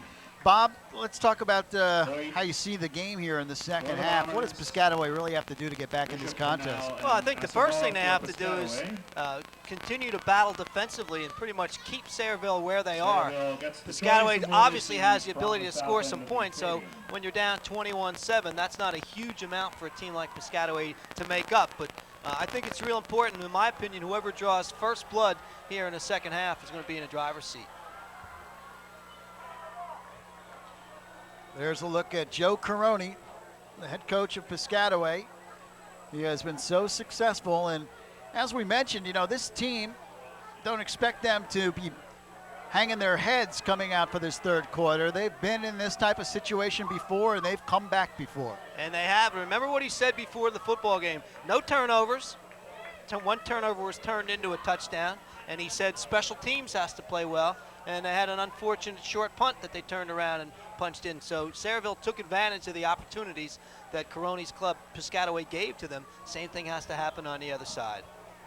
Jason Shank. George Najar's club played a very good first half, very physical. Of the third period. Sayreville will get the football to begin the second half, so it's going to be a very important defensive first series for Piscataway. They really need to put the hammer down on Sayreville to get field position. Jimmy Miller for the Bombers. Junior Jabby, Jimmy Miller, back deep. They keep it on the ground due to the Chiefs, and falling down is Spruill. And he has the football at about the 42-yard line. I don't know if that was by design or what, but Sayreville has great field position. I'm not sure if they're almost as if they're trying to play an onside kick. That's what it looks like to me. Angled, it's an onside attempt. Just hit a little bit too hard and picked up. So instead of Piscataway getting the big emotional lift right there, you give Sayreville great field position on their first series. Well, the Chiefs rolling the dice. I like it. Trying to get the ball and get that offense on the field. Instead, Sayreville has a 1st and 10 at the 42. Jabby in motion. He gets the handoff. He looks to get outside, breaks a tackle, cuts against the grain, slammed down after about a 2-yard gain. Really sent to the turf hard. Number 53, Frank Barber in on the big hit. Here's the handoff. 53 is going to come into your picture. Right there, and 75, Brian Butler, good piece of wrestling there also. Butler, only a sophomore, 5'10", 205. He's going to be a good one. 2nd down, 7. They picked up 3 on the play. Bombers at their own 46-yard line. This time, handoff goes right up the middle. Jimmy Miller lost the football. Piscataway has recovered, so the Chiefs get the big break they're looking for. Miller was on his horse, but he dropped the ball. It was stripped away from him, and Piscataway recovers at the 44. Devron Thompson making the fumble recovery. Great interior blocking, pulling guards open up the hole. Clear path, and it almost looks as if it just tipped away. And it looked like Asamoah tipped it away to force the fumble. Huge break from Piscataway here. Ryan Bishop carries the football. The fullback goes up the middle. He picks up pretty good yardage. Meanwhile, over on the near side, we have a little bit of a skirmish going on, and there's a flag. Lester. No, you don't want to get involved in that. Lester, and I think it was Jabby. A pair of number 2s squaring off. Well, you want to be careful here. It's unsportsmanlike conduct against both teams. Keep in mind, in high school football, you get ejected, you sit the next week. So not only do you lose the game, in terms of playing time, you also have to sit out the next week. So I like this move. Joe Caroni took Lester out of the game, and they're going to talk to him. Yep. Over on the sideline. Referees showing good restraint there by not ejecting the 2 right there. Close to punches being thrown, but anything close from here on out, particularly with those 2 involved, they're going to get an early night off. 2nd down, about 5. Fumble, ball is loose, still loose, and Sayreville has recovered. Brandon Hoyt on the fumble recovery for the Bombers. Well, they turned it around right away, and Hoyt with a big fumble recovery. And Hoyt diving for the ball. And watch this, you'll see the ball come up. You got to go down after it. Right there, you don't wait for it to come up, go down and smother it. And look at the athleticism and desire by Brandon Hoyt heading on to Notre Dame next year. Bob Davies will love that kind of play. 1st and 10 for the Bombers. They get it right back. Football at the Piscataway 45-yard line. Show him blitz. Hoyt gives Isabella. breaks a tackle and slides across the 40-yard line. Picks up about 5 on the play. Moves the ball for 5 yards. 2nd and 5 for the Bombers. Here's the replay, the handoff. And this time they outran the pursuit of Piscataway. Piscataway getting inside and ran right past the pressure. Picked up 5, and anytime you get 5 on first down, offense has the advantage. The Sayreville offensive line has been asserting itself all night. They averaged 250 pounds across from tackle to tackle. Looks like Piscataway jumped. There was movement on the Chiefs' defensive line. Go against the Chiefs. Boy, that brought out all of the yellow flags. Indeed it does. It is offside against Piscataway. That gives Sayreville a first down at the 35. Well, you mentioned the offensive line play. Berardi, Bodak, Charzewski, Mannion, all doing a great job up front. And they're a little bigger and stronger than Piscataway, and they can just wear those guys down. First down by inches. Particularly on a cool night. 2nd and inches to go. They'll stay fresh. Actually, it's not a first down. It's 2nd down and inches, and now it's a first down. As carrying the football, Darren Sinclair gets to about the 32. And he'll pick up the first down a few yards. And this is, of course, Darren's 17th birthday today. We'll congratulate him on. Nice tackle by Jones, is going to come up to make it, number 9.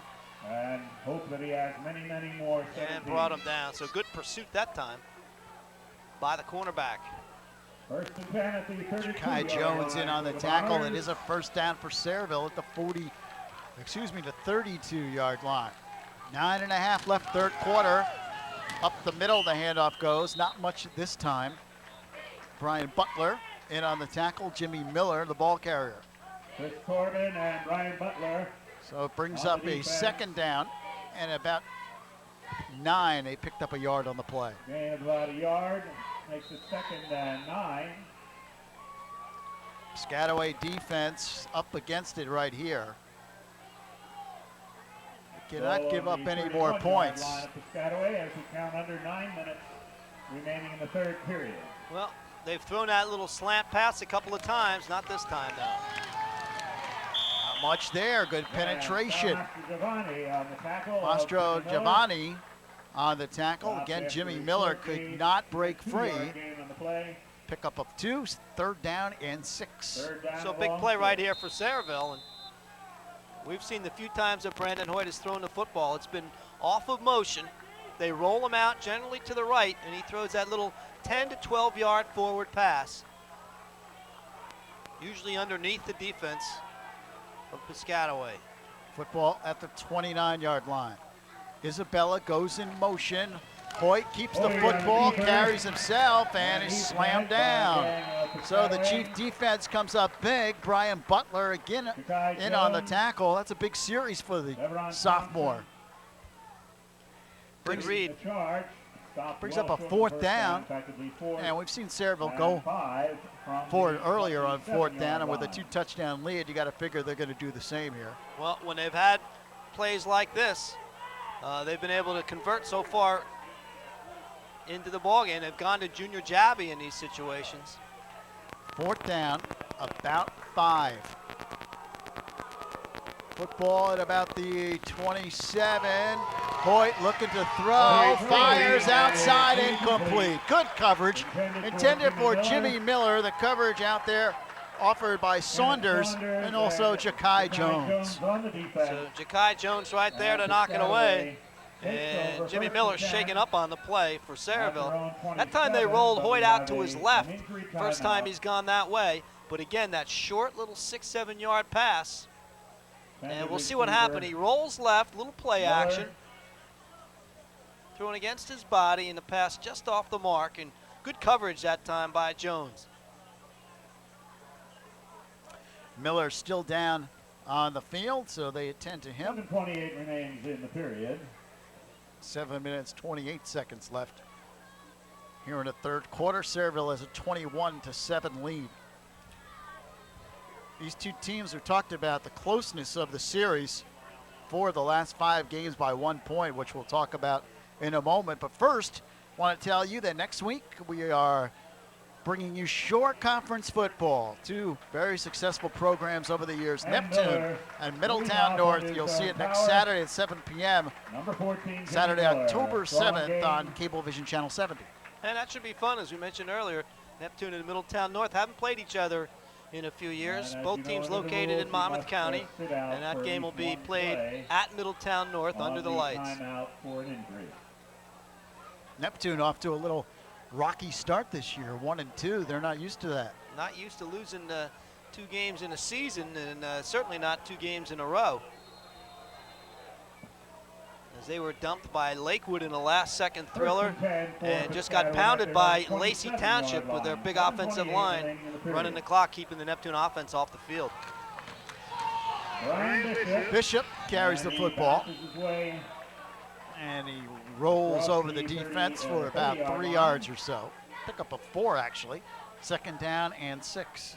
Good pickup on first down, and what that does, it enables you to have a little breathing room to come up with some experimentation or try to set something up on 2nd down and use some of the skills of your quarterback, Purnell, and see if you can get it out wide.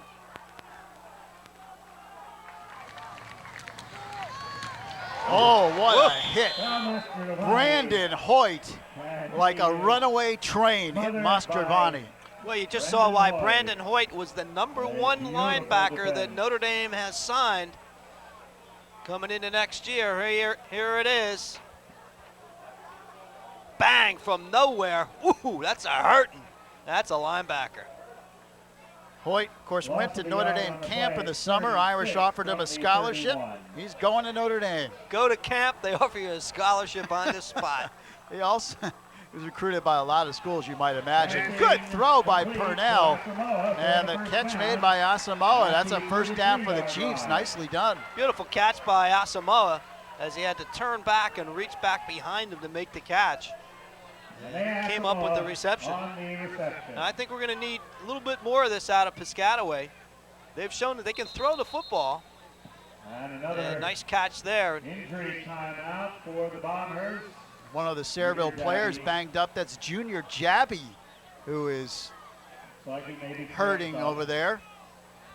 They certainly don't want to lose him. He's been an outstanding performer tonight for the Bombers. Looks like he's reaching back the left leg. Yep, he pulled something. Sayreville trainer Tammy Tanzola out there. And Junior Jabby's had a great football game so far. So many times, particularly in the 3rd quarter, you'll see some cramps and muscle things. A lot of the young guys, you're a high school kid, you're young, you don't have to stretch like us old men do, you think, and you go out there and cramp up a little bit. It's really important when you come back after the break to stretch it out. And we'll see if we can see what happened. He's defending on the play, and that's why Asamoah was able to come back and make the catch without pressure. You see him reach Jabby. back. Yep, he's grabbing. He cramped right up. He'll leave the game for a while. So Jabby makes his way off the field. He's walking pretty much under his own power, which is good to see, but he is moving very, very slowly towards the Sayreville bench. Well, talked about these two teams. 4 of the last 5 games by 1 point. 1996, they played a double overtime game, 35-34 Sayreville. 97, an overtime game. Oh, gee, just an overtime game. 8-7 Piscataway. And then Piscataway won 14-13 in 1998. And the last time they played, it was 21-20. 43-yard line. 1st and 10. Purnell throws, fires, incomplete, intended, and a flag flies. And that's going to be interference on Sayreville, but looked like pretty good coverage intended for Asamoah. That's a tough call right there. Just informed that that 35-34 game was a triple overtime game. Well, here's a replay here. A little pump fake. Purnell, a lot of air underneath it. Football there. I think that's a good call after all. That hand might have been in there, defending on a play. Yes, from that angle you could see it. Yep, nice call. They call it on Kenny Smith, the corner, so it's a first down for the Chiefs at the Sayreville 42. So that's big there. My initial reaction, I didn't think it was, but you could clearly see on the replay, down low, that left hand was in there much too early. Good job by the officials. 1st and 10. Now flags fly, and Purnell pretty upset with his offensive unit. Legal procedure against the Chiefs. So they'll give 5 of them right back. Remains 1st down. 1st down and 15. George Najar looks on. And Lester's come off the field for Piscataway. Now, that's interesting. 1st and long, and your top receiver out of the game, so that's kind of an indication that that ankle's still bothering Lester. 1st and 15. Purnell looks to throw, fires outside, incomplete. Intended for Young. It'll bring up 2nd and 15. Well, again, a little slant pattern. Looking for Young. Right there and right through his hands.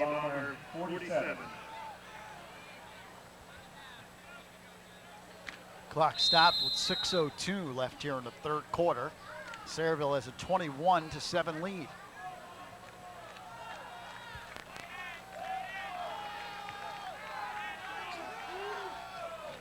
Purnell, couple of quick steps, now he takes off and a flag flies. Purnell really crunched on the far sideline. But you're going to have a penalty here against the Chiefs, which is going to bring the play back. Well, great job by Mike Purnell, and that's one thing I like to see Piscataway do more of. Let that quarterback get out and run a bit.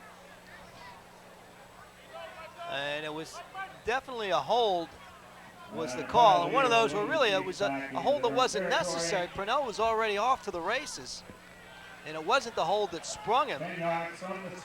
So it's going to go against Piscataway, and it looks like 75. Yeah, he's holding him all right. And that was big Brian Butler. Well, they picked up 15 on the interception. They've given 20 back. 2nd down, about 30. It's nearly intercepted. Intended for Asamoah, and Darren Sinclair, closest man to it. And the Chiefs are a 3rd down. Yeah, Asamoah slipped down before the football arrived. From their own 41. 5:37 remaining in the period. A limping Lester is back on, but when he's on there, certainly a guy you have to be concerned with. Lester on 1.5 legs so far in the game, already has that 1 touchdown reception. Young is replaced by Lester, and they're going to split Lester out wide left. I think they got to start going to the money guy, don't you? Purnell looking to throw, fires, it's incomplete, almost picked off by Sinclair. And they were going to the money guy, but not to be. It brings up a 4th down, and the Chiefs will have to kick it away. Well, here's Lester. Here's the pattern he runs. Darren Sinclair with pretty good coverage, but the pass thrown behind, and Lester didn't have a chance for that one. Michael Purnell moves into punt formation. Purnell moves into punt formation.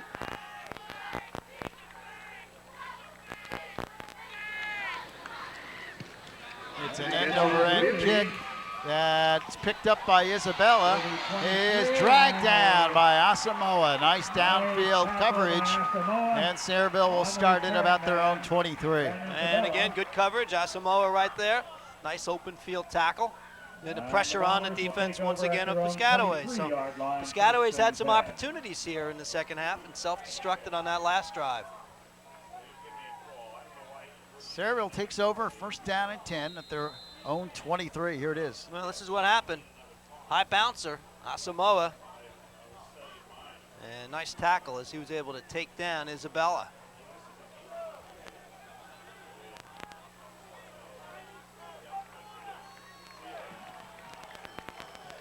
Brandon Hoyt calls the signals for the Bombers. Gives up the middle, and almost scooting outside was Jimmy Miller. gets up limping back to the huddle. Picked up about 3. It'll be 2nd and 7. Well, we saw Miller go out a minute ago with the cramp. And even though you can work the cramp out, there's always a little bit of pain still there. There's pain everywhere on this one. These guys are hitting, and that's one thing about football. You learn to live with a little bit of pain and just suck it up and continue on. He's moving forward. He's moving Hoyt forward. flips outside, wide open Isabella, turns it upfield and runs over a couple of tacklers.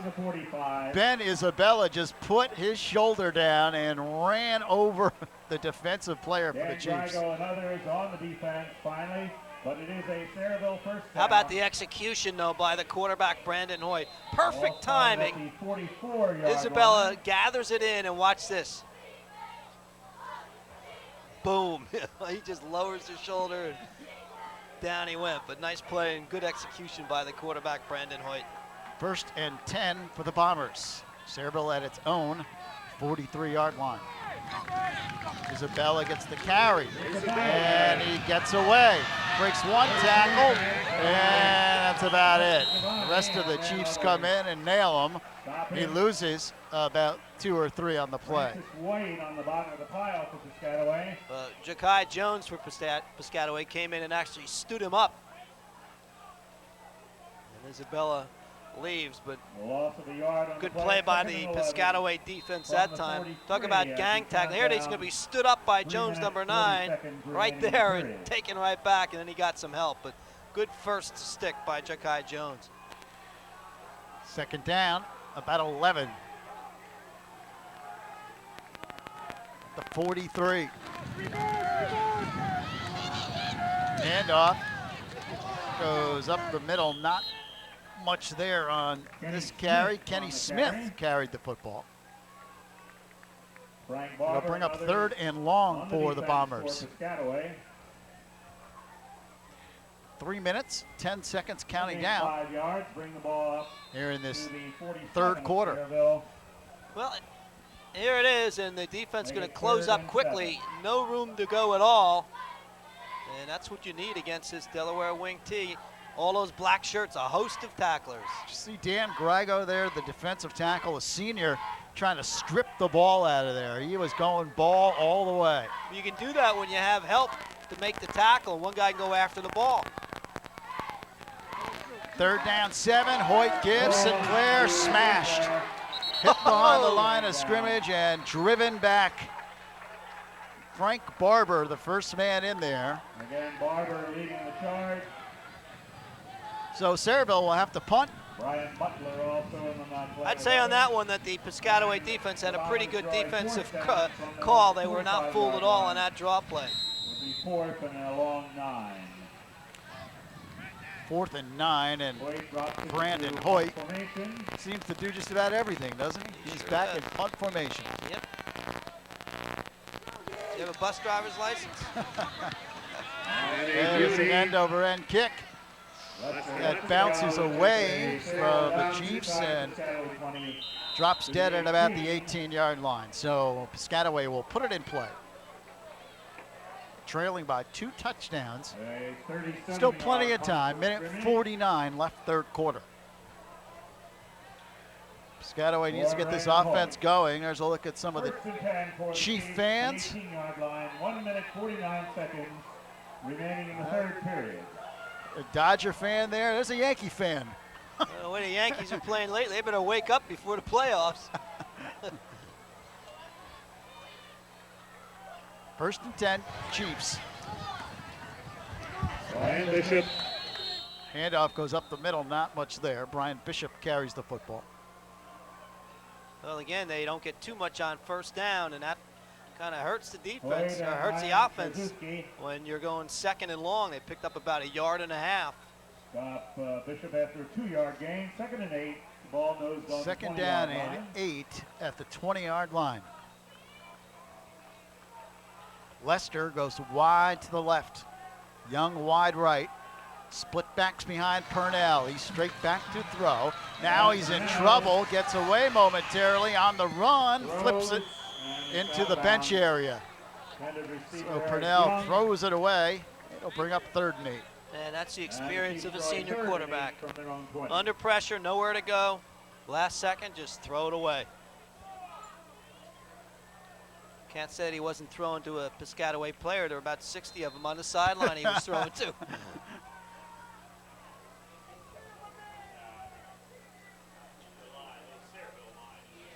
So 3rd and long.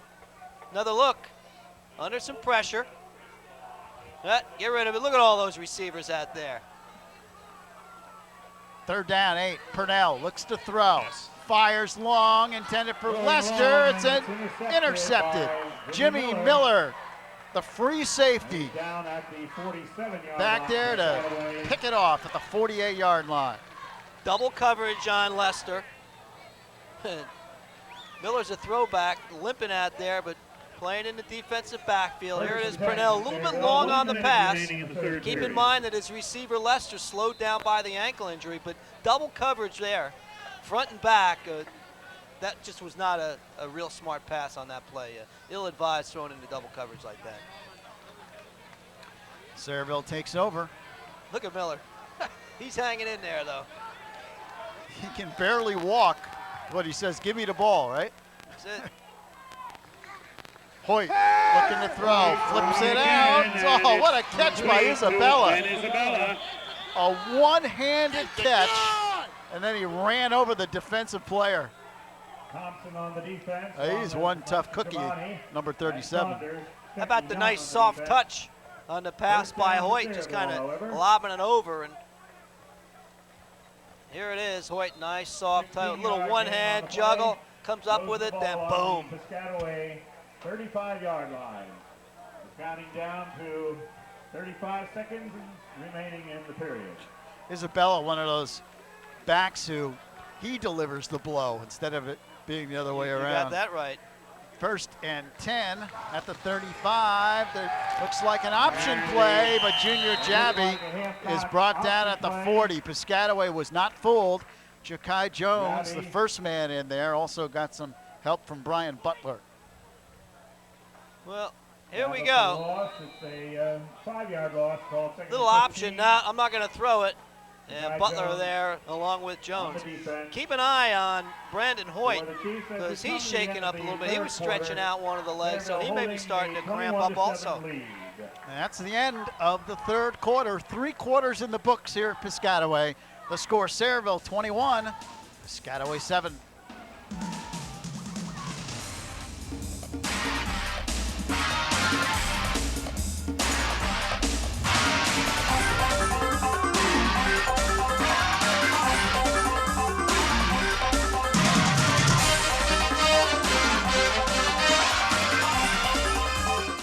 HGTV is changing the look of homes across the country.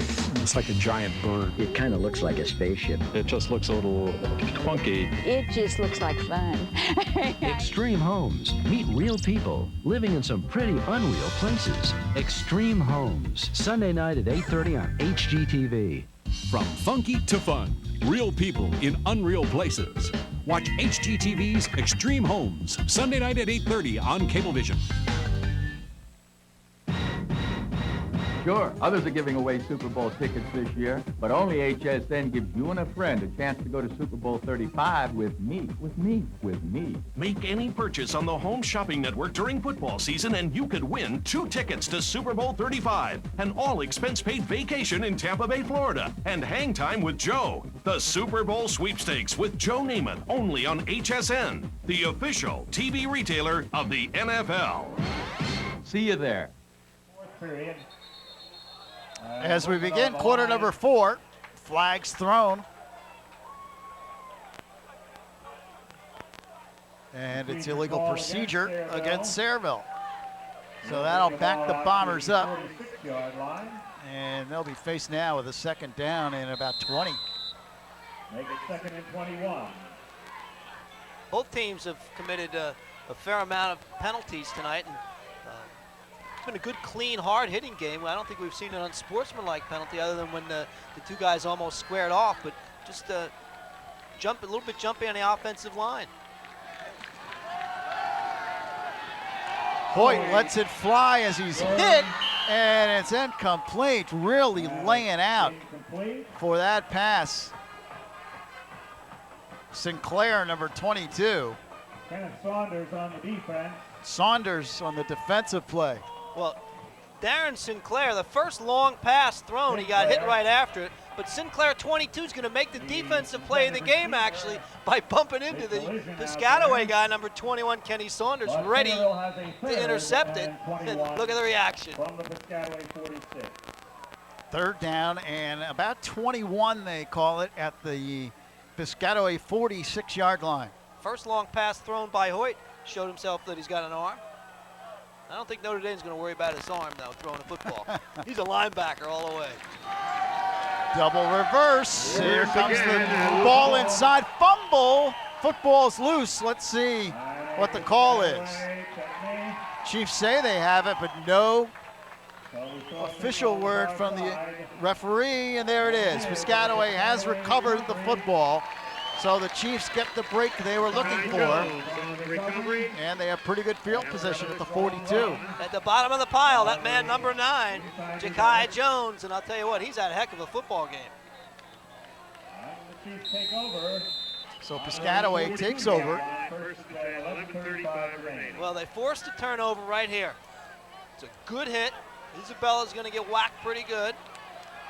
Right there, stripped away. Kelly Ambrose forcing the fumble. Purnell fires, incomplete. Good defensive play by Sinclair. He knocks it away. Intended for Asamoah. Well, we're at that part of the game now, Lou, where Piscataway is forced to turn over. Pretty decent field position. You got 11:31 left in the game. They've got to seize momentum right here and take over. And this is what happened.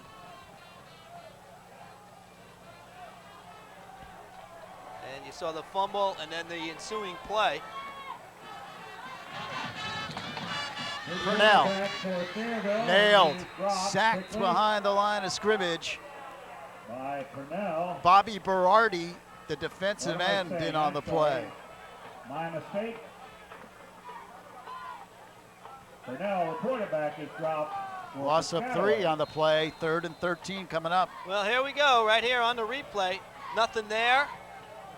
Hands go up like good linemen do, and then you make the sack. And right here, 3rd and long. As far as I'm concerned, this is a critical play for Piscataway. They got to get something big.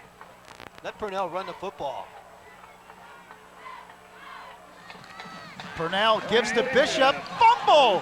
Ball picked up by Sinclair. He's on his way. At the 20, to the 10, 5. Touchdown, Sayreville. Return on the fumble, a recovery, and at 10:38, Sayreville goes to 27-7. Darren Sinclair runs in the fumble recovery for the touchdown. And the Bombers now have a 3-touchdown lead. Some of the Piscataway fans begin to file out. Well, the Sayreville fans are not filing out. They're fired up right now. The big fumble recovery. 40-yard return by Sinclair.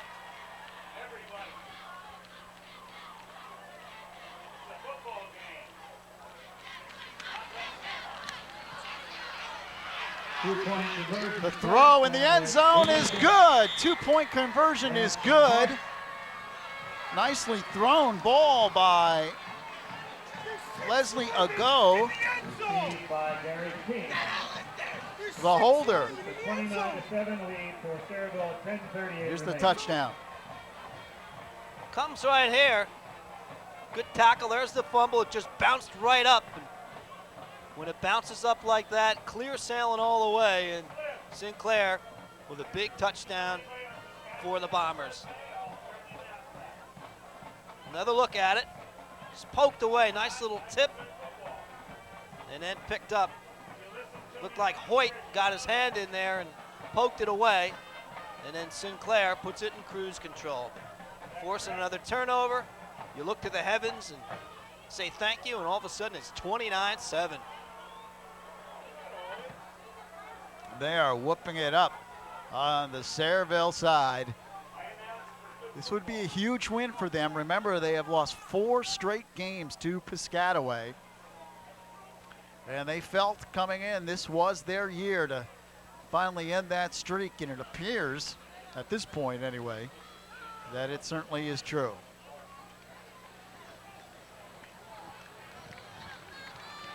Jimmy Miller will kick it off. Jimmy Miller to kick off for the Bombers.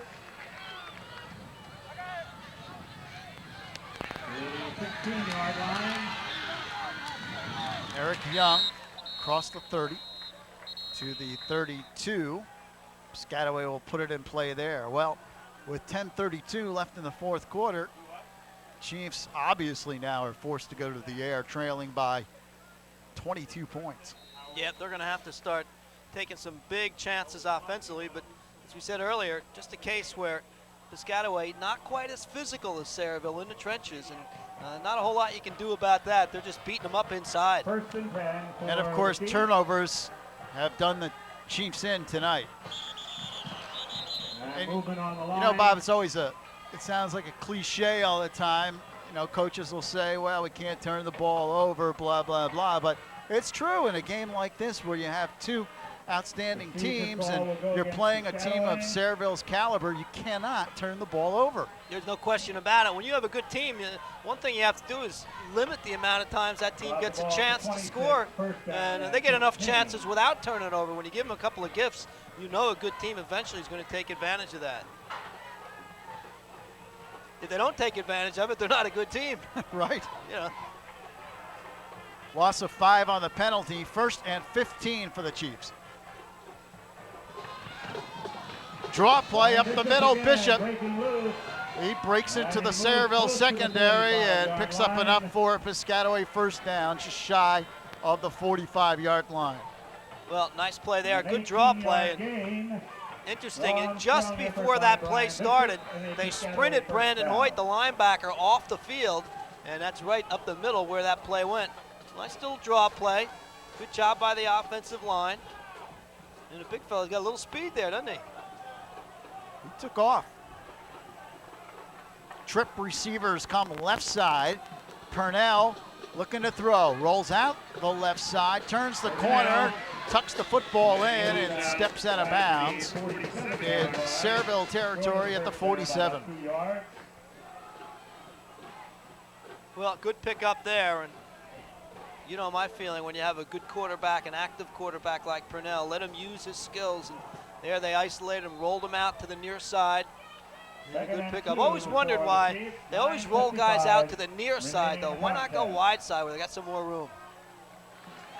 Purnell gives, again, delayed handoff. Bishop carries, and looks like he's picked up enough for the first down. He's across the 45 to the 44. So 1st and 10 for the Chiefs. Well, Brian Bishop, a 245-pound fullback, and this is the time of the game that you want your guys to step up, and he's come up with a couple of good plays here, but they got to break something here early. Running out of time. Clock is ticking. 9:40 left in the game. Mastro Giovanni can't get outside. Ball is loose. A loose ball. And Piscataway recovers the loose ball. Recovery looks like Eric Young. They lost a yard on the play. 2nd and 11 coming up. Well, here it is here. Ball's going to pop loose. And finally wrestled away. Isabella right there. And then the recovery by Piscataway. And I know you love saying that last name, Mastro Giovanni. You were hoping that he'd carry tonight. You got that right. Purnell looking to throw, fires down the sideline for Young, incomplete, into double coverage, and it goes as an incomplete pass. Want to get back to that play prior with the strip of the ball by Isabella. Notice Sayreville strips the ball quite a bit tonight. There's that last pass play. A little bit too long, but again, nice coverage. And Sayreville has been solid in the back, really not letting down all. And you're right, and One of the reasons why Sayreville can go after the strip is because they're tackling with 2 and 3 guys. If it's a one-on-one tackle situation, you try to strip the ball. If you miss the ball, the guy's gone. But if you've got help on the tackle, as we said before, one guy can be peeling at the ball because he knows the guy's getting whacked high and low by his teammates. Sayreville out of the box. They're required to stay in. 3rd down and 11 3rd down at the 11. 45-yard line.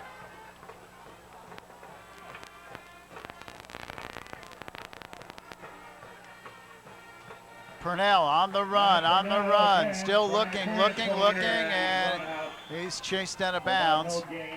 No gain on the play. It'll bring up a 4th down. Matt Pagoda leading the defense for Sayreville. 8:34 left, so Piscataway running out of time. Running out of time in the month of September also. This game taped on September 28th. Piscataway 17-4 in the month of September under Coach Joe Caroni. And thanks to Joe, gave us a first-class media guide that his staff has put together. They've done a great job here, all these little Piscataway. tidbits of information. We thank them. Makes our job a lot easier. 4th down, high snap. Purnell kicks it out of bounds. Sayreville will take over with good field position at the 33-yard line. They have a 29-7 lead with 8:29 left in the game. Well, now it's grind them out time for the offensive Sayreville. They'll let the big units up front try to open up some holes and see if they can run some time off the clock here. Sayreville very happy at 29-7 to let things run down. The big win tonight for Sayreville. They certainly... Oh, you predicting the win already? Yeah, well, unless Piscataway has a huge comeback in them. Here's Sinclair, carries the football, spins for 5 yards or so. Looks like the ball was loose, but I think it was after the whistle blew. I believe so, after the whistle. The way the referee was signaling anyway. Well, see what happens here. 2nd and 6. Going to be wrestled down, and once that knee hits the ground, then the ball pops loose. Right. And good call, no fumble there. 2nd down and 6. 37 off tackle. Ben Isabella carries the football. Picks up about 3 or 4. Sayreville in the driver's seat, and they can let guys like Isabella now just pound away. In a situation of 3rd and short. And that's the strength of Sayreville. Good, strong power. You mentioned an average offensive line. It goes about 250. And well-trained, open up big holes tonight. You know, you brought up that interesting stat, Bob, of Joe Caroni in September games. Doesn't feel like a September game tonight. It feels like November. Yeah, you got that right. Temperature in the 40s, and I'll tell you, that mercury is dropping.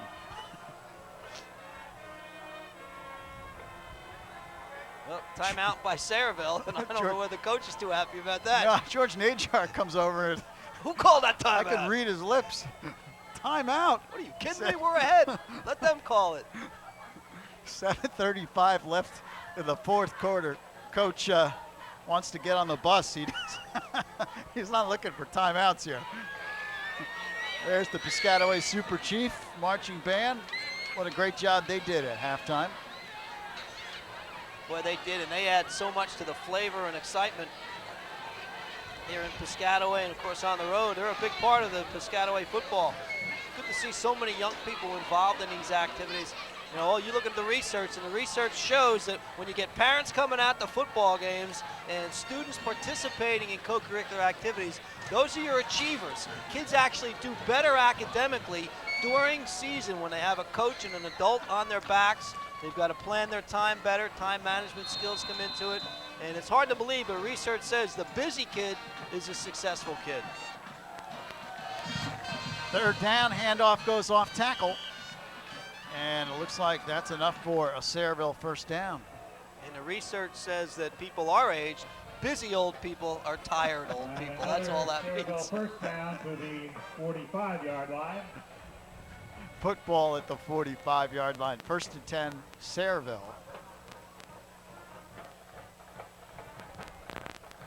If Sayreville wins, and it looks like they will, they'll go to 4-0. Oh, you're backing off now. There's a handoff up the middle, fighting for yardage. Look at Isabella. Has another first down, and he's all the way down to the Piscataway 41, and a flag flies out at the end of the play. Strong run. Well, we may have a personal foul at the end of that one. And it's just a case of frustration on Piscataway's part. Sayreville has come in and taken it to him. Look at Isabella. Strength and power, just carrying people along with him. And maybe a little extracurricular hit after he's down inside, and the officials want to make sure they keep a good eye on that. Two teams, a lot of history, a strong rivalry, a lot of pressure on high school athletes in two towns like this playing a game such as a Piscataway-Sayreville matchup. 1st and 10. Isabella gets the carry. And again, a lot of pushing and shoving on the bottom of the pile.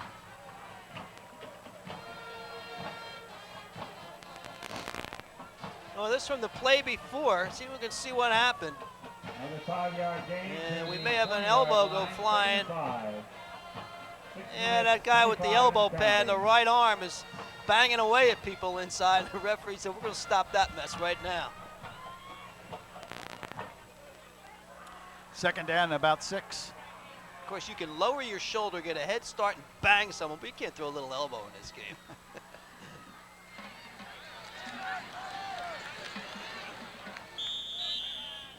Inside running that time by Sinclair. Picks up a couple. As I was saying before, it looks like the Bombers are going to win this game. They'll be 4-0. Now, next week they play at Perth Amboy, and they will be heavy favorites again next week. Sayreville's so tough to come back against once they have the lead with the power they have up front and the good driving running backs. They're able to just run a lot of time off the clock. Now they're in scoring position again. The football is inside the 20-yard line. Brandon Hoyt carries the football. And he picks up the first down inside the 15-yard line, down to about the 12-yard line. It'll be a 1st and 10 for the Bombers. Well, we've talked about Brandon Hoyt and the great job he's done in linebacker tonight, but a very steady job at the quarterback spot. They're not looking for a whole lot of flash out of Hoyt. Just run the offense, hand it off to the right guys, go through with your fakes, a little play action, and right there, little quarterback sneak, and boom, he showed his quickness and picked up the first down. You know, Bob, we talked about Brandon Hoyt, in fact, how he's a straight-A student. He's going to Notre Dame to play football. You know, in the offseason, in the summertime, he worked with handicapped kids, worked with brain-injured kids, and here's a kid that also knows how to give of himself back to other people. Well, he's really a tremendous story. You talk about raising a high school athlete and what you want as a parent and all. His parents have to be so proud of him because he's done it academically, athletically, working with handicapped children, and after his college he would like to continue to work in that area. So who knows, maybe down the road we'll be watching him on Sunday afternoon for a few years before he gets that career started. But he's a super kid, and what a guy to have as your leader offensively and defensively. He has come in here tonight, said he had this game circled on his calendar after last year's semifinal loss to the Chiefs, and they were a determined bunch coming in here tonight. They played like it.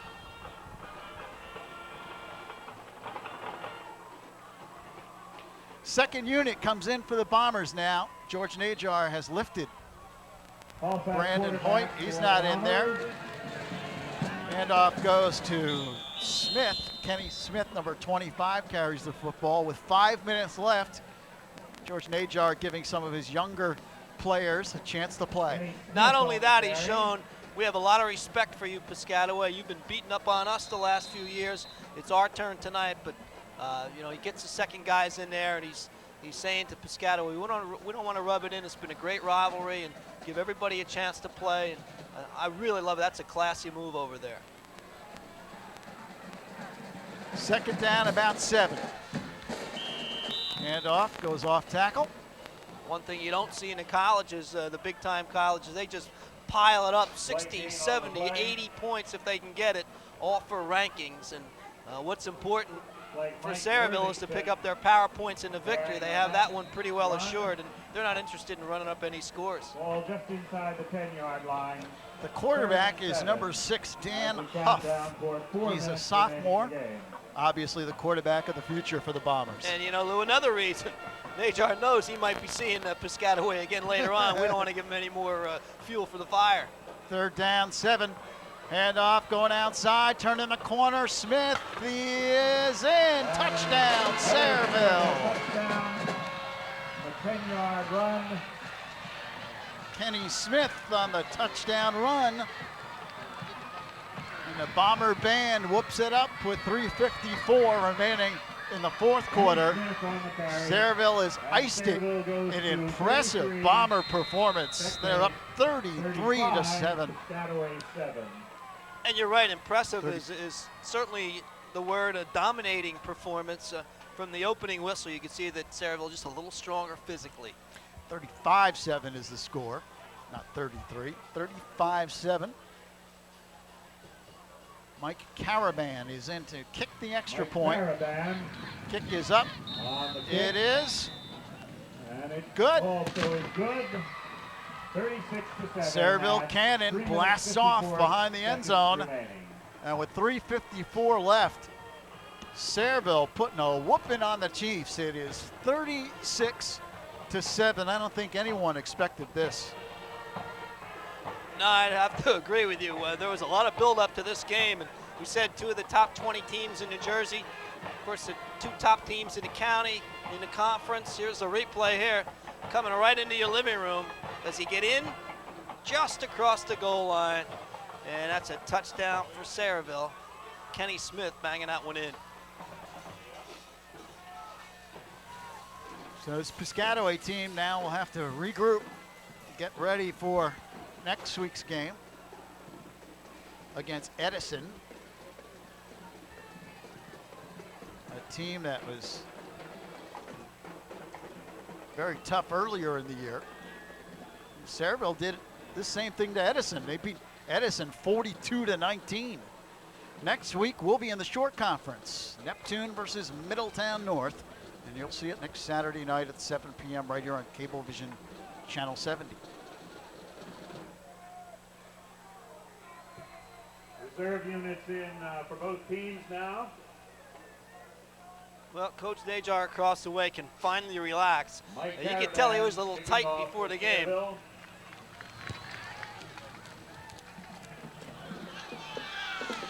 21-yard line. This return here. Devron Thompson carries the football back for the Chiefs. Devron Thompson on the Good return. coverage by Scott Armstrong. And he brings it out to the 35-yard line for the Chiefs. 1st and 10. Another look at it here. 24 Armstrong's going to come up, chases him down, turns him back to the inside, and wrestles him down. Well, Piscataway puts their second team in on offense. Joe Caroni is going to give some of his younger players a taste of this big-time high school football rivalry.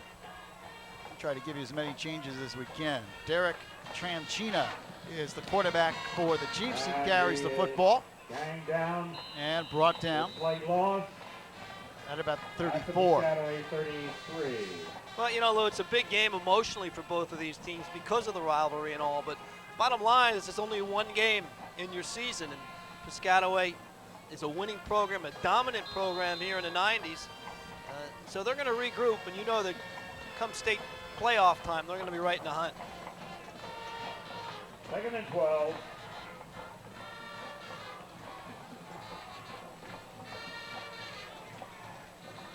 With a 2nd down and 12.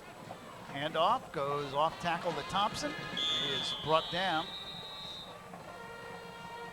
On the tackle, James Kransky, a junior defensive end. He'll lose about half a yard, make it 3rd and 12. 2:45 and counting down. Sayreville 36, Piscataway 7.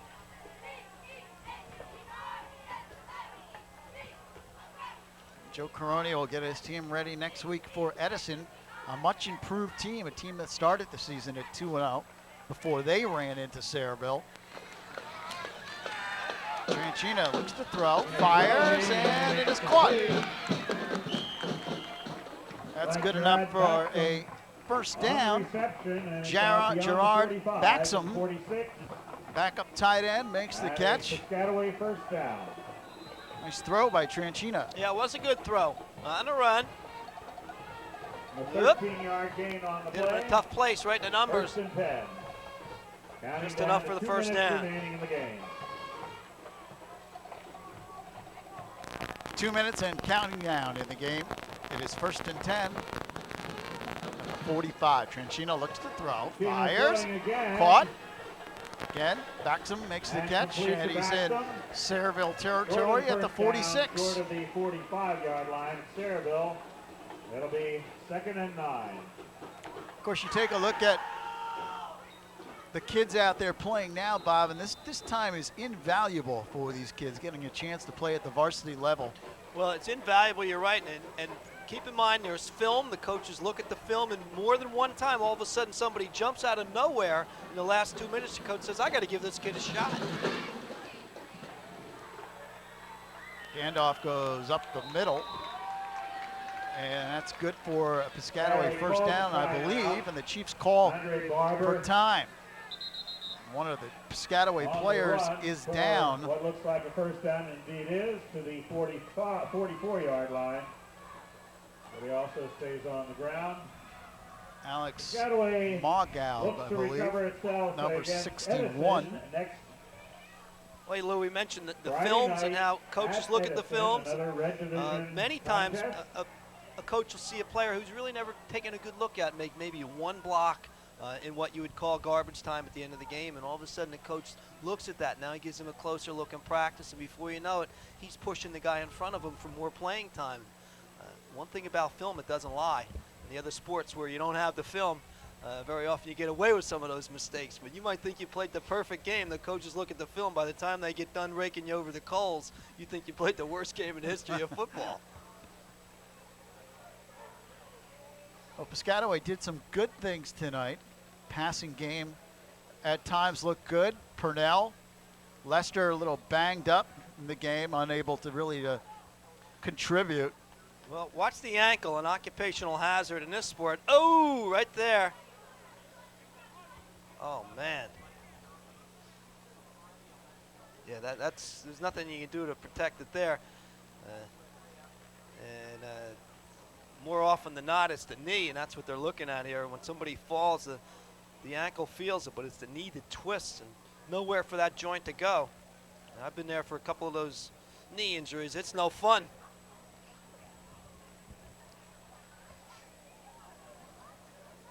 So they're going to help him up. Hopefully that'll be all right. But this is what happened. Player fell right on the knee. Well, he is up, and they are helping him off the field. So hopefully that young man will be okay.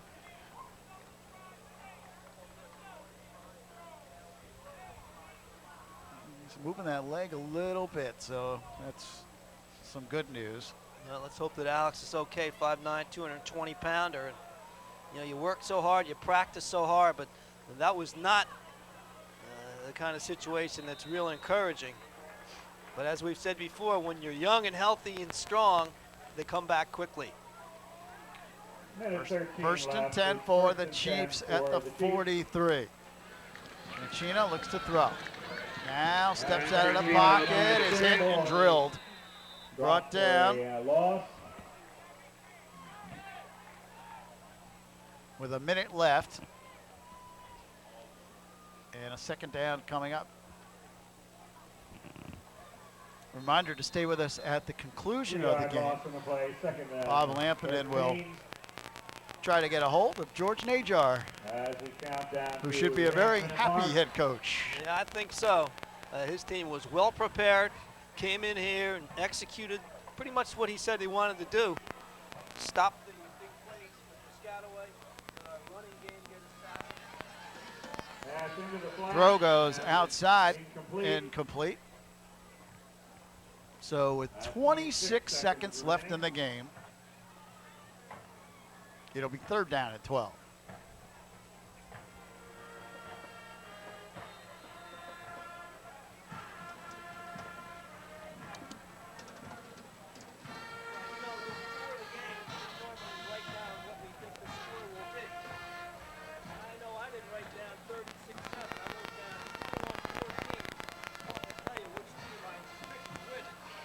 .36-7 is the score.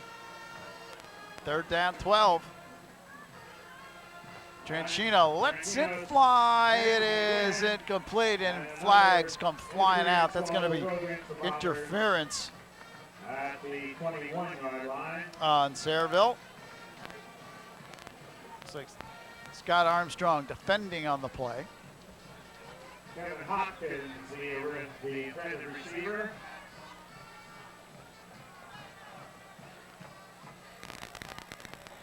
And they work over the injured player on the sidelines for the Chiefs. With 20 seconds remaining.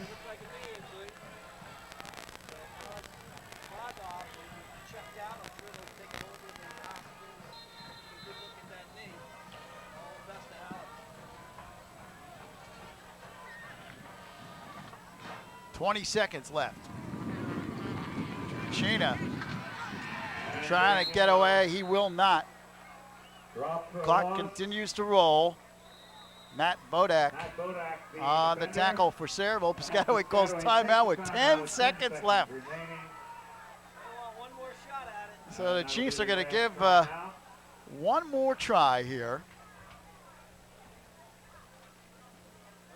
Loss of 10 yards, loss of 39. 2nd and 20 to go.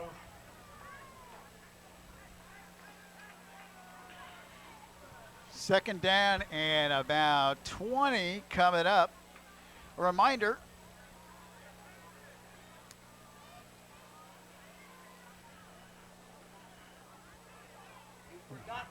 well, the reminder, where is that reminder? There it is. There's a reminder. It's called dramatic pause. Reminder coming up on Mondays at 7 p.m. Sports Scene comes your way, a brand new sports show here in Central New Jersey. Highlights, scores, and features debuts October 16th on Cablevision Channel 7. Looks like an option play for the Chiefs. Throw downfield is intercepted. Picked off by Sproul with 1 second left. And the clock winds and the game is over. The final score, Sayreville 36, Piscataway 7. A huge win for the Bombers as they run their record to 4-0. And we will be back to talk about it in just a few moments. Final score, Sayreville 36, Piscataway 7.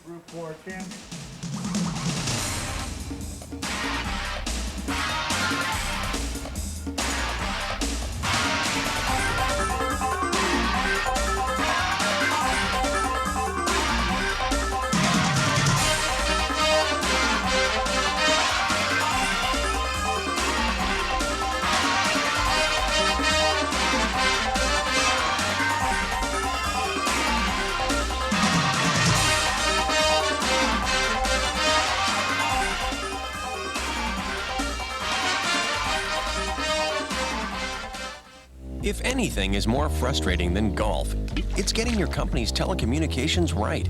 Some say missed deadlines and outdated technologies are par for the course. At LightPath, we say frustration may be unavoidable in golf, but it's unacceptable in business. So we work with you to customize the perfect communication solution. Frustration. It's designed into every golf course and eliminated from every LightPath solution. LightPath. Voice, data, internet, real human beings.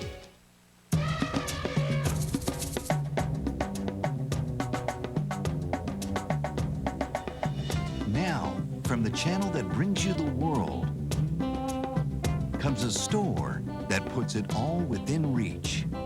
Explore the world of discovery and bring something home from the Discovery Channel store. So much to touch. Call toll-free 1-877-DCI-STORE for the store nearest you. Back at Piscataway High School, the final score once again, Sayreville 36, Piscataway 7. Bob Lampinen is down on the field with a very happy head coach, George Najar of Sayreville. Bob? All right, thanks a lot, Lou. And, Coach, congratulations. A great victory. You guys were just, I thought, a little more physical than they were tonight. I thought our defense played terrific. I think we controlled the line of scrimmage actually on both sides of the football. I was very pleased with the way our kids played tonight. You said before the game that you had to get the running game established, and your offensive line was just doing great work up front. No question about it. They definitely established the tempo in the game, and I thought that they controlled the offensive line of scrimmage, and that was really, I thought, the difference in the game. We were able to control the clock a little bit and the football and keep the ball out of their hands. I thought was a big factor in tonight's game. What's it mean to you and your players? You lost 4 in a row to a great Piscataway club. You come back with a victory here. What does that mean to you guys? Well, it's a great win for us, and we know that it's a long way to go in this season, so we're not too excited about it, but we're happy the fact that we're able to establish ourselves as one of the contenders in this conference, and that makes us feel good, especially against a team of this caliber. Well, you said to your team over here, let's enjoy the victory, but it's only one step. You still have a long way to go, don't you? Absolutely. After 4 games, it's not even midway through the season, so we have a long way to go, and we understand that. What do you do now to prepare for Perth Amboy next week? Well, we're going to see a lot of them. We're going to see the balls in the air again, and this game might have actually helped us in preparation because it'll certainly get our secondary and our linebackers into pass coverage and that kind of stuff, and we know they're always a very tough team, so again, we're going to have our hands full next week too, I'm sure. Well, you preach the weight room to train all year round for your kids. I guess a game like this kind of proves how important that is. There's no question about it. A lot of times kids don't see the results of the weight room immediately, but over the long term and over a couple of years, these kids grow, they can become more mature physically, and I think that tonight we were able to out-physical them, and I think that was a big factor in the game. Well, I know you try to downplay the importance of the victory a little bit, but it is a great rivalry, so at least give them a couple of hours to enjoy the victory, will you? Oh, no question about it. They'll enjoy it tonight, and we'll be back to work tomorrow. I got you to smile. That's right. Thanks. All right, Coach, congratulations. Great job. Sarah, with a great victory here on the road at Piscataway. I enjoyed this one. Let's go back upstairs to Lou. All right, Bob. Again, the final score 36-7. All Sayreville tonight. Bombers improved to 4-0 on the year, and Piscataway drops their first game of the season. The Chiefs drop to 2-1. A reminder, next week we're in the Short Conference, Neptune and Middletown North. 2 of the great programs from the Short Conference. You'll see it next week on Cablevision Sports. That'll do it from Piscataway tonight. For Bob Lampinen and everyone here at Cablevision Sports, I'm Lou Brogno saying thanks for joining us again. The final, Sayreville 36, Piscataway 7.